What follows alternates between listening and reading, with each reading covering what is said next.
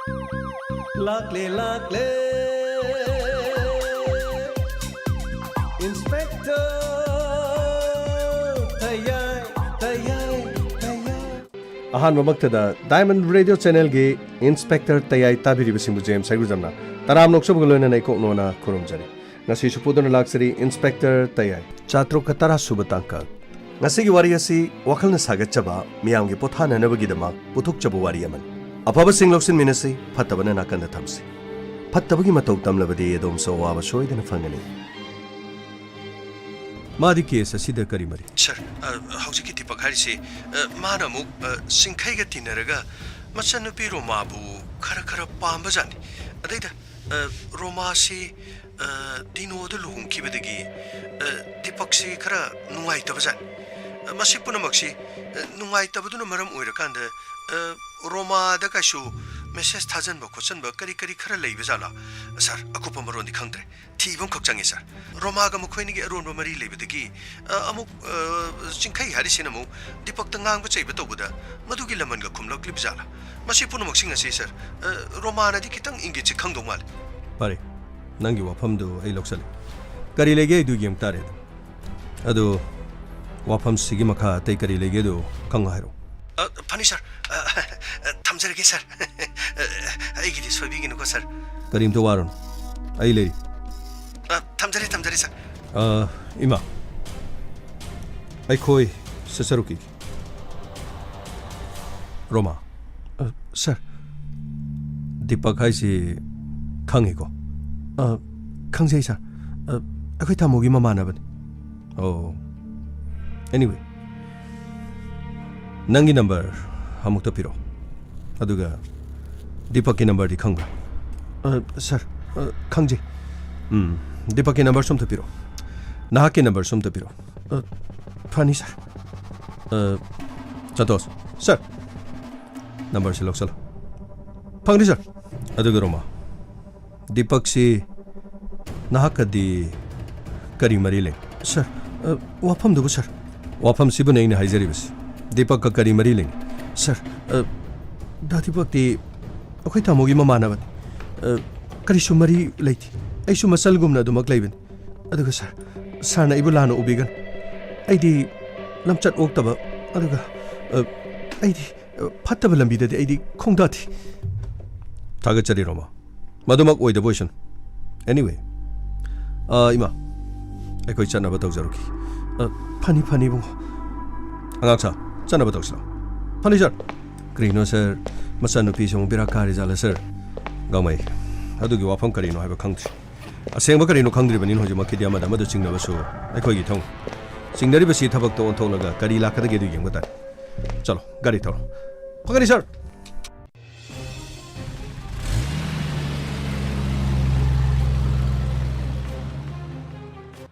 Oh, yamo, aikoi yamo. Kasi karang lake da unik thengdo kre. Upai leiti. Kunchi ebse yamo. Khalur badi yam nusi jani da. Ngasi aigi ormase hayeng aigi hekto oida bajani da. Dugane.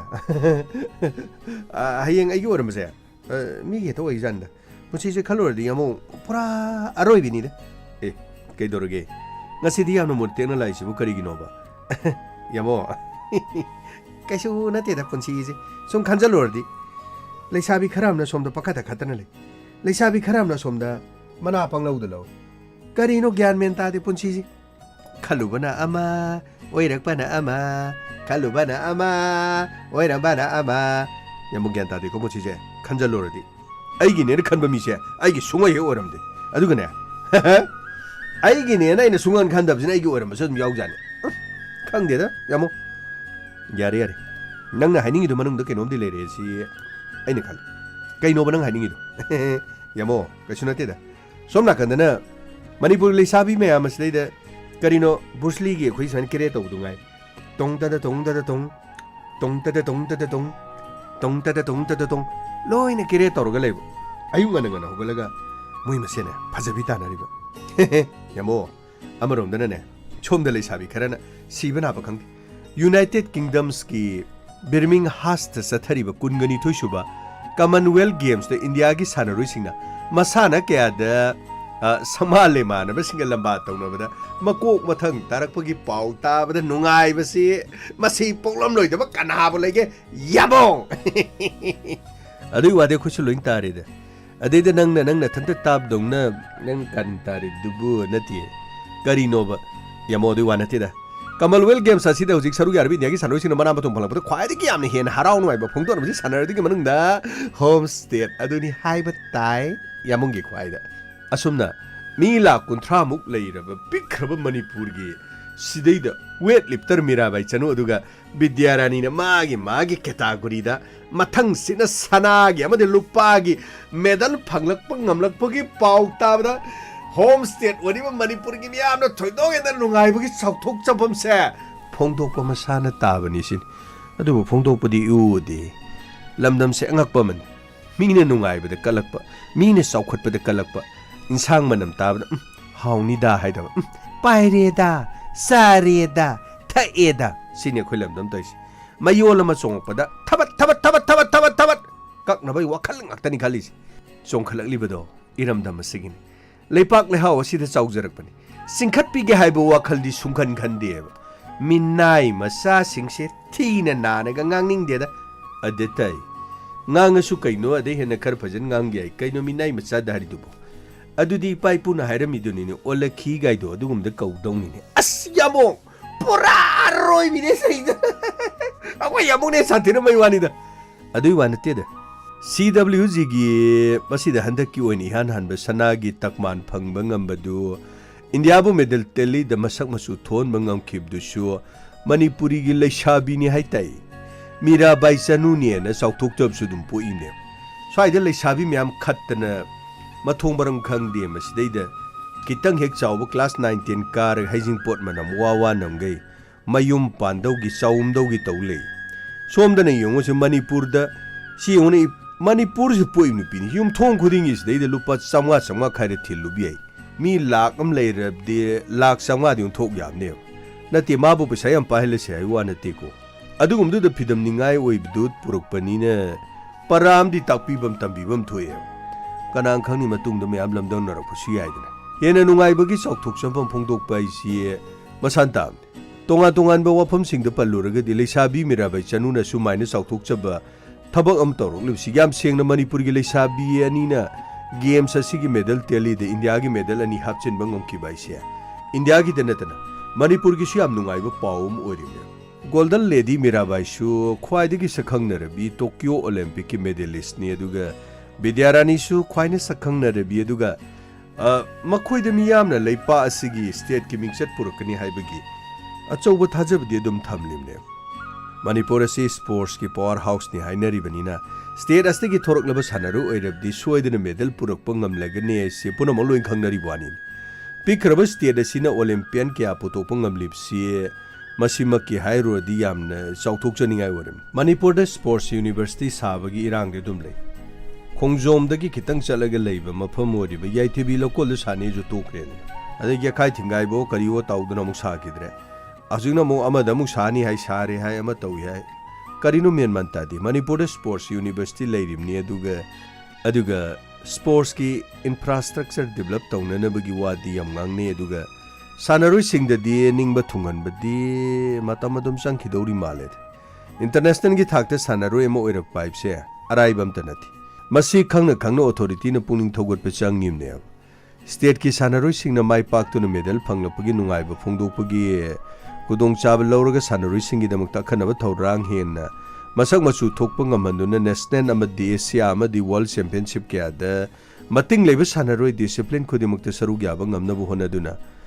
ꯃꯊꯪꯒꯤ Olympics ꯒꯦꯝꯁꯇꯗꯤ Manipuri ꯁꯥꯟꯅꯔꯣꯏ ꯃꯁꯤꯡ ꯑꯁꯤ ꯌꯥꯝꯗ꯭ꯔꯕꯗ ꯈꯔ ꯌꯥꯝ ꯌꯥꯎꯔꯕꯗꯤ ꯍꯥꯟꯅ 3, 4, 5, 6, 10 ꯌꯥꯎꯕꯁꯤ ꯅꯠꯇꯕ खरे याम यावरबदि हेन साउथोकचनिंगाय ओइदना अस यामो अदु अरदि साइते यामो पोरा रोइबि ओगदनि यामो पोरा रोइबि सुने पोरा रोइबि ओगदन अदेतै असिंग हाइरबसु नंग तोइबि थाजदि अस यामो ग्यान मन तादि यामो न मणिपुरददि हराव कुमैगि पांथोपगि सांग यामनो वांखलपनि यामलब सेनफम मियामना सादिंग तौबद नतन पामदब थौदोकसिंग थोबि चांग वांखलिदना ꯂꯝꯗꯝ ꯑꯁꯤꯗ ꯃꯇꯝ ꯀꯌꯥꯗꯤ ꯆꯠꯅꯗꯨꯅ ꯂꯥꯛꯂꯕ ꯇꯣꯉꯥꯟ ꯇꯣꯉꯥꯟꯕ ꯂꯥꯏꯅꯤꯡ ꯂꯥꯏꯁꯣꯟꯒꯤ ꯍꯔꯥꯎ ꯀꯨꯝꯍꯩ ꯌꯥꯎꯁꯪ ꯅꯨꯃꯤꯠ 5ꯅꯤ ꯆꯨꯞꯅ ꯍꯔꯥꯎꯕ ꯀꯨꯝꯍꯩ ꯄꯥꯡꯊꯣꯛꯄꯗ ꯅꯠꯇꯅ ꯂꯩꯀꯥꯏ ꯈꯨꯗꯤꯡꯗ ꯊꯥꯕꯜ ꯆꯣꯡꯕꯒꯤ ꯆꯠꯅꯕꯤ ꯑꯃ ꯆꯠꯊꯗꯨꯅ ꯂꯥꯛꯄ ꯃꯤꯌꯥꯝꯅ ꯀꯥ ꯍꯦꯟꯅ ꯆꯥꯗꯤꯡ ꯇꯧꯗꯨꯅ ꯆꯍꯤ ꯑꯁꯤꯗ ꯂꯨꯄꯥ ꯀ꯭ꯔꯣꯔ ꯀꯌꯥ ꯑꯔꯦꯝꯕꯗ ꯆꯠꯍꯟꯗꯨꯅ ꯂꯩꯔꯤꯕꯅꯤꯅ ꯃꯁꯤꯗ ꯅꯠꯇꯦ ꯆꯍꯤ ꯑꯃꯗ ꯂꯩꯔꯤꯕ ꯊꯥ 12 ꯊꯥ ꯈꯨꯗꯤꯡꯒꯤ ꯂꯥꯏ ꯍꯔꯥꯎꯕꯒꯤ ꯆꯠꯅꯕꯤ ꯑꯃꯁꯨ ꯂꯩꯔꯤ ꯍꯔꯥꯎꯗꯕꯗꯤ ꯌꯥꯗꯦ ꯈꯣꯟꯆꯥꯎ ꯂꯩꯆꯥꯎꯅꯝꯅꯤꯀꯣ ꯃꯅꯤꯄꯨꯔꯒꯤ ꯇꯝꯄꯥꯛ ꯂꯝꯗ ꯃꯤꯌꯥꯝꯅ ꯌꯥꯎꯁꯪ ꯅꯨꯃꯤꯠ 5ꯅꯤ ꯆꯨꯞꯅ ꯍꯔꯥꯎ ꯀꯨꯝꯍꯩ ꯄꯥꯡꯊꯣꯛꯄ ꯑꯁꯤꯗ ꯃꯇꯝ ꯌꯥꯝ ꯁꯥꯡꯃꯜꯂꯦ ꯍꯥꯏꯕꯒꯤ ꯁꯨꯝꯅꯇꯒꯤ ꯅꯨꯃꯤꯠ 2 ꯅꯠꯇ꯭ꯔꯒ 3 ꯈꯛ ꯌꯥꯎꯁꯪ ꯀꯨꯝꯍꯩ ꯄꯥꯡꯊꯣꯛꯅꯅꯕ ꯆꯤꯐ ꯃꯤꯅꯤꯁꯇꯔꯅ ꯍꯥꯏꯈꯤꯕ ꯋꯥꯐꯝ ꯂꯩ ꯁꯔꯀꯥꯔ ꯑꯁꯤꯅ ꯃꯤꯌꯥꯝꯒꯤ ꯃꯠ ꯂꯧꯕꯁꯨ ꯂꯩꯈ꯭ꯔꯦ ꯁꯤꯑꯦꯝꯒꯤ ꯑꯅꯧꯕ ꯈꯣꯡꯊꯥꯡ ꯑꯁꯤꯗ ꯃꯤꯌꯥꯝꯅ ꯑꯄꯥꯝ ꯄꯥꯝꯗ ꯃꯣꯠ ꯀꯌꯥ ꯄꯤꯅꯔꯛꯈꯤ ꯌꯥꯎꯁꯪ ꯀꯨꯝꯍꯩ ꯃꯅꯨꯡꯗ ꯀꯨꯝꯍꯩ ꯑꯁꯤꯕꯨ ꯃꯤꯌꯥꯝꯅ ꯑꯔꯦꯝꯕꯗ ꯃꯇꯝ ꯃꯥꯡꯍꯟꯕꯗ ꯅꯠꯇꯅ ꯌꯥꯝꯂꯕ ꯁꯦꯟꯐꯝꯁꯤꯡ ꯑꯔꯦꯝꯕꯗ ꯆꯠꯍꯟꯅꯕ ꯃꯁꯤꯗꯒꯤ ꯈꯔꯗ ꯑꯣꯏꯔꯕꯁꯨ ꯍꯟꯊꯍꯟꯕ ꯉꯝꯅꯅꯕ ꯁꯔꯀꯥꯔ ꯑꯁꯤꯅ ꯃꯤꯌꯥꯝꯗ ꯊꯝꯈꯤꯕ ꯋꯥꯐꯝ ꯑꯗꯨ ꯃꯤꯌꯥꯝꯅ ꯌꯥꯅꯤꯡꯕꯒꯤ ꯏꯪꯒꯤꯠ ꯄꯤꯅꯔꯛꯂꯕꯁꯨ ꯆꯍꯤ ꯑꯁꯤꯗ ꯄꯥꯡꯊꯣꯛꯈꯤꯕ ꯌꯥꯎꯁꯪ ꯀꯨꯝꯍꯩꯗꯤ ꯅꯨꯃꯤꯠ 5ꯅꯤ ꯆꯠꯊꯕꯗ ꯅꯠꯇꯅ ꯀꯨꯝꯍꯩ ꯑꯁꯤꯒ ꯃꯔꯤ ꯂꯩꯅꯅ ꯊꯥꯕꯜ ꯆꯣꯡꯕꯒꯤ ꯊꯕꯛ ꯁꯖꯤꯕꯨ ꯅꯣꯡꯃ ꯄꯥꯟꯕ ꯃꯩꯇꯩ ꯆꯩꯔꯥꯎꯕ ꯑꯃꯗꯤ ꯍꯤꯟꯗꯨ ꯂꯥꯏꯅꯤꯡ ꯆꯠꯄꯁꯤꯡꯒꯤ ꯆꯔꯛ ꯄꯨꯖꯥ ꯍꯥꯏꯅ ꯈꯪꯅꯕ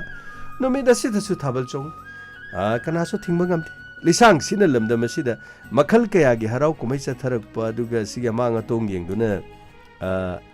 ꯍꯔꯥꯎ ꯀꯨꯝꯍꯩꯒꯤ ꯑꯀꯛꯅꯕ ꯁꯔꯀꯥꯔꯅ ꯅꯤꯌꯣꯝ ꯑꯃ ꯆꯠꯅꯕ ꯍꯣꯠꯅꯔꯕꯁꯨ ꯊꯣꯏꯅ ꯀꯥꯟꯅꯕꯗꯤ ꯂꯩꯇꯦꯕ ꯃꯁꯤ ꯃꯤꯌꯥꯝꯅ ꯈꯟꯊꯕꯁꯨ ꯌꯥꯝꯅꯃꯛ ꯗꯔꯀꯥꯔꯗꯤ ꯑꯣꯏꯔꯤꯕꯖꯥꯠꯅꯤ ꯑꯗꯨꯕꯨꯗꯤ ꯌꯥꯝ ꯆꯨꯝꯖꯥꯅꯤ ꯗꯩꯇꯣ ꯃꯁꯤ ꯃꯤꯌꯥꯝꯅ ꯈꯟꯊꯕꯁꯨ ꯌꯥꯝꯅ ꯑꯗꯨꯃꯛ ꯗꯔꯀꯥꯔ ꯂꯩꯔꯤ ꯑꯗꯨꯒ ꯅꯥꯀꯟ ꯑꯃꯔꯣꯝꯗ ꯊꯥ ꯈꯨꯗꯤꯡꯒꯤ ꯂꯦꯞꯇꯅ ꯂꯥꯏ ꯍꯔꯥꯎꯕ ꯀꯨꯝꯍꯩ ꯑꯁꯤꯅ ꯃꯁꯤꯡ ꯌꯥꯝꯂꯕ ꯁꯦꯟꯐꯝꯁꯤꯡ ꯆꯥꯗꯤꯡ ꯇꯧꯗꯨꯅ ꯅꯠꯇꯅ ꯃꯤꯁꯤ ꯃꯤꯅꯥ ꯐꯥꯎꯕ ꯊꯣꯛꯄ ꯌꯥꯎꯔꯛꯂꯤꯕꯅꯤ ꯂꯥꯏ ꯍꯔꯥꯎꯕꯗ ꯂꯥꯏ ꯍꯔꯥꯎꯕꯒꯤ ꯃꯤꯡꯗ ꯃꯈꯜ ꯃꯊꯦꯜ ꯀꯌꯥꯒꯤ ꯀꯨꯝꯍꯩ ꯀꯌꯥ ꯍꯥꯞꯆꯤꯜꯂꯛꯄꯅ ꯂꯥꯏ ꯍꯔꯥꯎꯕꯒꯤ ꯋꯥꯍꯟꯊꯣꯛꯁꯤ ꯂꯥꯟꯅ ꯆꯠꯈꯤꯕ ꯌꯥꯕꯒꯤ ꯃꯃꯤ ꯑꯃꯁꯨ ꯇꯥꯔꯛꯂꯤꯕꯅꯤ ꯂꯥꯏ ꯍꯔꯥꯎꯕꯒꯤ ꯂꯥꯏꯁꯣꯟ ꯇꯤꯟꯁꯣꯟ ꯁꯣꯟꯕꯗꯨꯅ ꯃꯌꯥꯝꯅ ꯂꯥꯏꯅ ꯂꯧꯅꯔꯒ ꯃꯗꯨ ꯂꯣꯏꯔꯀꯥꯟꯗ ꯇꯧꯒꯗꯕ ꯀꯨꯝꯍꯩ ꯍꯔꯥꯎꯁꯤꯡꯗꯨꯗꯅ ꯍꯦꯟꯅ ꯃꯤꯌꯥꯝꯅ ꯆꯤꯇ꯭ꯔꯍꯥꯔꯒꯨꯝꯕ ꯑꯗꯒꯤ ꯑꯇꯣꯞ ꯑꯇꯣꯞꯄ ꯊꯧꯔꯝ ꯀꯌꯥ ꯄꯥꯡꯊꯣꯛꯄ ꯃꯗꯨꯒꯨꯝꯕ ꯀꯌꯥ ꯍꯩꯖ ꯍꯩꯖꯕ ꯎꯠꯄ ꯖꯒꯣꯏ ꯁꯥꯕ ꯇꯣꯉꯥꯟ ꯇꯣꯉꯥꯟꯕ ꯀꯌꯥꯗꯨꯅ ꯍꯦꯟꯅ ꯊꯋꯥꯏ ꯌꯥꯎꯅꯕꯩ ꯇꯧꯋꯤꯗꯅ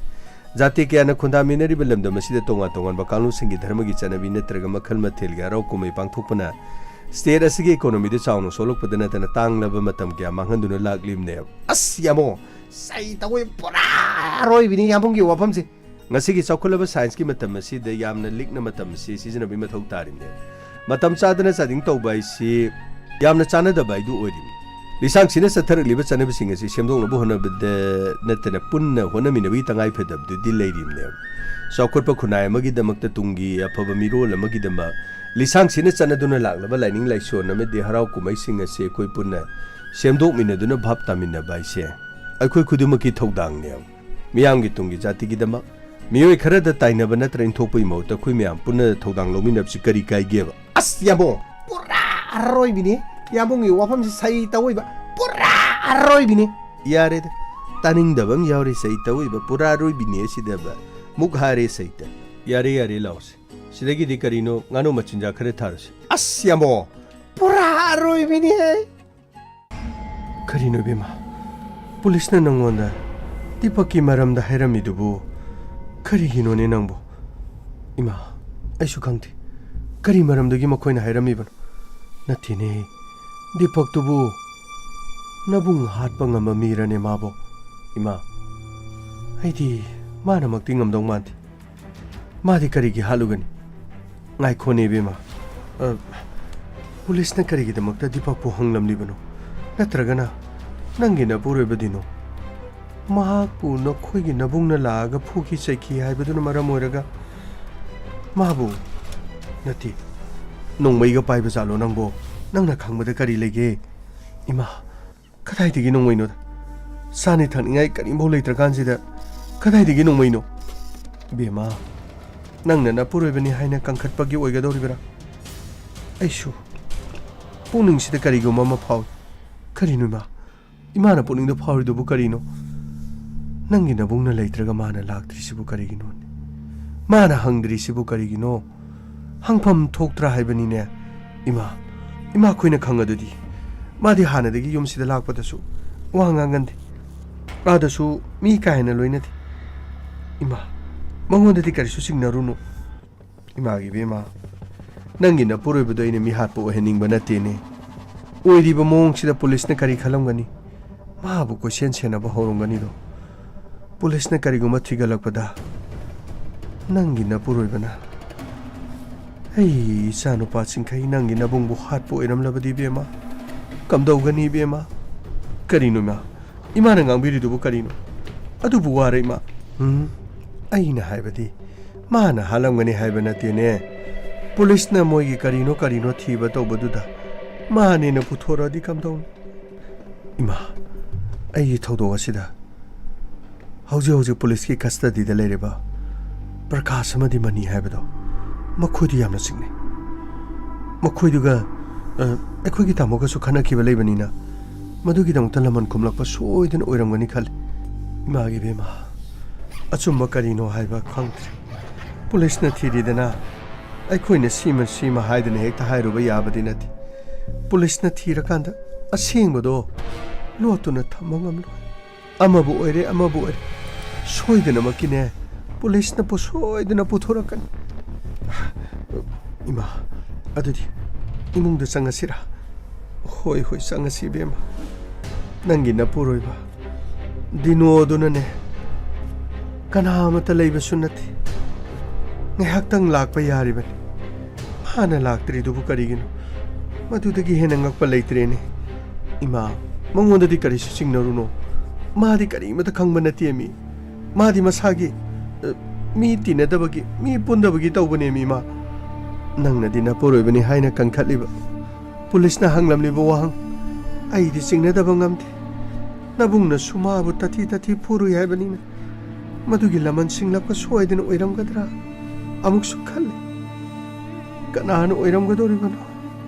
ꯅꯪꯒꯤ ꯅꯕꯨꯡ ꯍꯥꯠꯄ ꯃꯤꯁꯦ ꯑꯩꯗꯤ ꯀꯅꯥ ꯑꯣꯏꯔꯝꯒꯗꯕꯅꯣ ꯈꯪꯗꯦ ꯑꯩ ꯁꯟꯗꯥ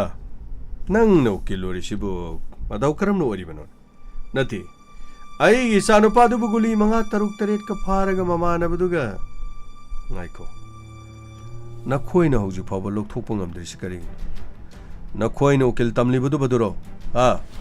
ꯄꯩꯁꯥ ꯂꯧꯅꯤꯗ ꯃꯈꯪ ꯄꯩꯁꯥ ꯆꯥꯅꯤꯗ ꯃꯈꯪ ꯃꯤꯒꯤ ꯀꯦꯁꯇꯤ ꯂꯣꯏꯁꯟꯒꯅꯤ ꯍꯥꯏꯕꯁꯤ ꯏꯈꯪ ꯈꯪꯗꯦ ꯑꯩ ꯅꯪꯁꯤ ꯑꯩꯅ ꯏꯄꯨ ꯍꯥꯛꯇꯛꯇꯒꯤ ꯅꯈꯣꯏꯕꯨ ꯄꯣꯛꯂꯤꯕ ꯅꯈꯣꯏꯒꯤ ꯑꯄꯣꯛꯄꯗꯨꯁꯨ ꯎꯀꯤꯜ ꯑꯣꯏꯔꯝꯃꯤ ꯑꯩꯈꯣꯏꯒꯤ ꯏꯃꯨꯡ ꯃꯅꯨꯡꯒꯤꯅꯦ ꯂꯣꯌꯥꯔ ꯑꯃ ꯑꯣꯏꯗꯅ ꯑꯗꯨꯝ ꯂꯩꯔꯛꯂꯤꯕꯅꯤ ꯑꯗꯨꯕꯨ ꯃꯊꯪ ꯆꯠꯊꯔꯛꯄꯗ ꯅꯪꯁꯨ ꯑꯃꯨꯛ ꯎꯀꯤꯜ ꯑꯣꯏꯔꯦ ꯇꯥꯕꯗꯒꯤ ꯏꯃꯨꯡ ꯑꯁꯤꯒꯤ ꯑꯥꯏꯟꯒꯤ ꯑꯣꯏꯕ ꯊꯧꯗꯣꯛ ꯋꯥꯊꯣꯛ ꯄꯨꯝꯅꯃꯛꯇ ꯅꯪꯕꯨ ꯁꯦꯟꯅꯗꯨꯅ ꯉꯁꯤ ꯐꯥꯎꯕꯗ ꯏꯃꯨꯡ ꯑꯁꯤꯒꯤ ꯊꯕꯛ ꯄꯨꯝꯅꯃꯛ ꯄꯨꯍꯟꯗꯨꯅ ꯂꯥꯛꯏ ꯒꯨꯂꯤ 5-6ꯀ ꯏꯆꯥ ꯅꯨꯄꯥꯒ ꯐꯥꯔꯦ ꯍꯥꯏꯕꯗꯨꯕꯨ ꯅꯪꯅ ꯍꯧꯖꯤꯛ ꯐꯥꯎꯕ ꯕꯦꯜꯗ ꯂꯧꯊꯣꯛꯄ ꯉꯝꯗ꯭ꯔꯤꯁꯤ ꯀꯔꯤꯒꯤꯅꯣꯅꯦ ꯌꯥꯕ ꯊꯣꯏꯗꯣꯛꯄ ꯌꯥꯝꯅ ꯂꯨꯕ ꯅꯠꯇꯦꯗ ꯑꯗꯩꯗ ꯆꯀ꯭ꯔꯤ ꯇꯧꯒꯦ ꯌꯥꯎꯅ ꯇꯧꯕꯩ ꯋꯥꯅꯤ ꯉꯁꯥꯏꯒꯤ ꯃꯈꯣꯏꯒꯤ ꯏꯟꯁꯄꯦꯛꯇꯔꯗꯨ ꯀꯔꯤꯌꯦ ꯏꯟꯁꯄꯦꯛꯇꯔ ꯇꯌꯥꯏ ꯍꯥꯏꯕꯅꯤꯅꯦ ꯏꯟꯁꯄꯦꯛꯇꯔ ꯇꯌꯥꯏ ꯃꯁꯤ ꯈꯔ ꯅꯥꯄꯜ ꯀꯥꯕ ꯍꯥꯏꯗꯨꯅꯤ ꯃꯥ ꯃꯉꯥꯏꯔꯦ ꯍꯥꯏꯕꯒꯤ ꯃꯥꯅ ꯃꯁꯥ ꯃꯊꯟꯇ ꯆꯥꯎꯖꯕ ꯃꯅꯤꯄꯨꯔꯒꯤ ꯂꯩꯔꯤꯕ ꯄꯨꯂꯤꯁ ꯃꯀꯣꯛ ꯃꯌꯥꯝꯁꯤ ꯃꯃꯤꯡꯇꯒꯤ ꯑꯣꯏꯅ ꯂꯩꯔꯒ ꯄꯨꯂꯤꯁꯀꯤ ꯐꯝ ꯑꯁꯤ ꯃꯥꯅ ꯂꯣꯏꯅ ꯄꯥꯏꯁꯤꯜꯂꯒ ꯃꯥꯅ ꯇꯧꯅꯤꯡꯕꯇ ꯇꯧꯕꯒꯤ ꯃꯑꯣꯡ ꯑꯃ ꯍꯦꯛ ꯄꯪꯇꯧ ꯇꯧꯖꯕꯖꯥꯠꯅꯤꯗ ꯃꯥꯅ ꯃꯗꯨꯒꯩꯗꯤ ꯇꯧꯕ ꯌꯥꯔꯣꯏ ꯍꯟꯗꯛꯀꯤ ꯃꯇꯥꯡꯁꯤꯗꯤ ꯁꯣꯏꯗꯅ ꯑꯉꯥꯡ ꯊꯥꯗꯣꯛꯏ ꯍꯥꯏꯔꯨꯔꯒ ꯑꯉꯥꯡ ꯊꯥꯗꯣꯛꯏ ꯅꯪꯒꯤꯗꯤ ꯃꯗꯨꯗꯒꯤ ꯍꯦꯟꯕ ꯂꯩꯇ꯭ꯔꯦ ꯑꯩꯅ ꯄꯥꯝꯕꯗꯤ ꯑꯉꯥꯡꯗꯨ ꯊꯥꯗꯣꯛꯄ ꯅꯠꯇꯦ ꯏꯆꯥꯅꯨꯄꯥꯗꯨ ꯌꯨꯝꯗ ꯂꯥꯛꯄꯅꯤꯅꯦ ꯑꯩꯅ ꯄꯥꯝꯃꯤꯁꯦ ꯌꯥꯝꯕ ꯑꯗꯨꯒꯤꯗꯤ ꯊꯣꯏꯗꯣꯛꯄ ꯀꯩꯁꯨ ꯈꯜꯂꯨꯔꯅꯨꯗ ꯁꯤꯗꯒꯤꯗꯤ ꯆꯦ ꯆꯥꯡ ꯃꯌꯥꯝꯁꯤꯗ ꯌꯥꯎꯔꯤꯁꯤ ꯑꯔꯥꯏꯕ ꯅꯠꯇꯦ ꯁꯤꯗꯤ ꯂꯣꯏꯅꯃꯛ 마부 소이드나 벨다 타독바디 이라이 라이라니다 하피탕 쌀루나나 봐 가리 타독 비라드라 산나나 바도바다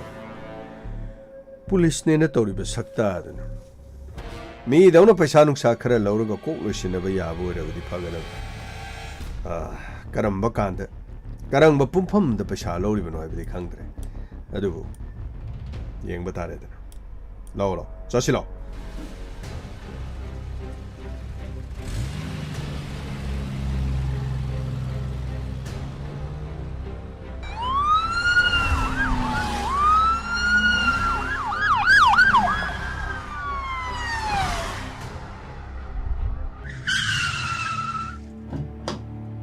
정절로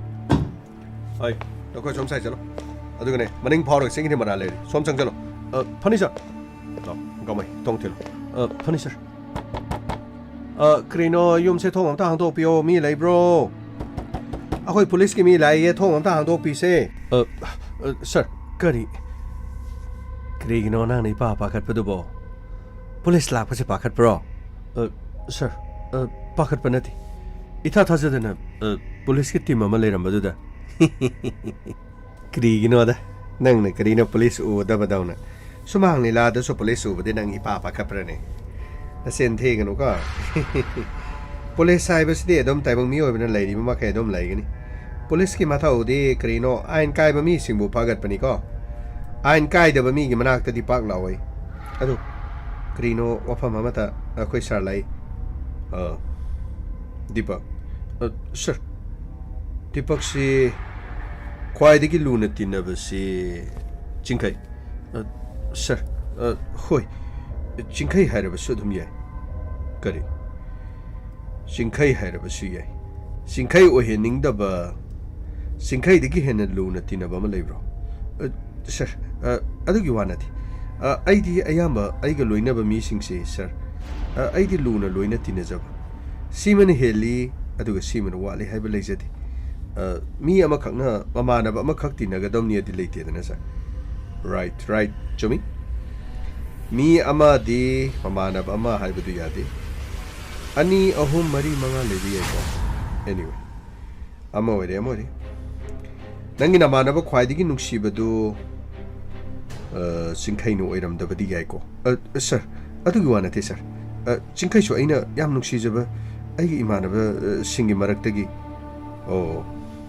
ꯑꯦꯅꯤꯋꯦ ꯆꯤꯡꯈꯩꯒ ꯅꯪꯒ ꯁꯥꯎꯅꯕ ꯈꯠꯅꯕ ꯆꯩꯅꯕ ꯑꯗꯨꯒ ꯀꯔꯤ ꯊꯧꯗꯣꯛ ꯋꯥꯊꯣꯛ ꯁꯔ ꯍꯥꯏꯕꯤꯔꯤꯕꯗꯨꯕꯨ ꯁꯔ ꯍꯥꯏꯔꯤꯕꯁꯤ ꯋꯥ ꯑꯣꯏꯔꯝꯒꯅꯤ ꯈꯜꯂꯤ ꯋꯥ ꯅꯠꯇꯕꯤꯗ ꯍꯥꯏꯔꯤꯕꯁꯤ ꯑꯇꯣꯞꯄ ꯋꯥꯐꯝ ꯑꯃꯗꯤ ꯑꯣꯏꯔꯝꯃꯣꯏꯅ ꯈꯜꯂꯤ ꯍꯥꯏꯖꯔꯤꯕꯁꯤ ꯋꯥꯐꯝ ꯃꯥꯟꯕꯤꯗ꯭ꯔꯕ꯭ꯔꯣ ꯑꯗꯨꯒ ꯀꯔꯤ ꯂꯩꯕꯤꯒꯦ ꯁꯔ ꯑꯗꯨꯒꯤ ꯋꯥꯐꯝ ꯅꯠꯇꯦ ꯁꯔ ꯁꯥꯔꯅ ꯗꯥꯏꯔꯦꯛ ꯋꯥꯐꯝꯗꯣ ꯑꯩꯉꯣꯟꯗ ꯍꯪꯖꯔꯛꯄꯗꯨꯗ ꯑꯩꯗꯤ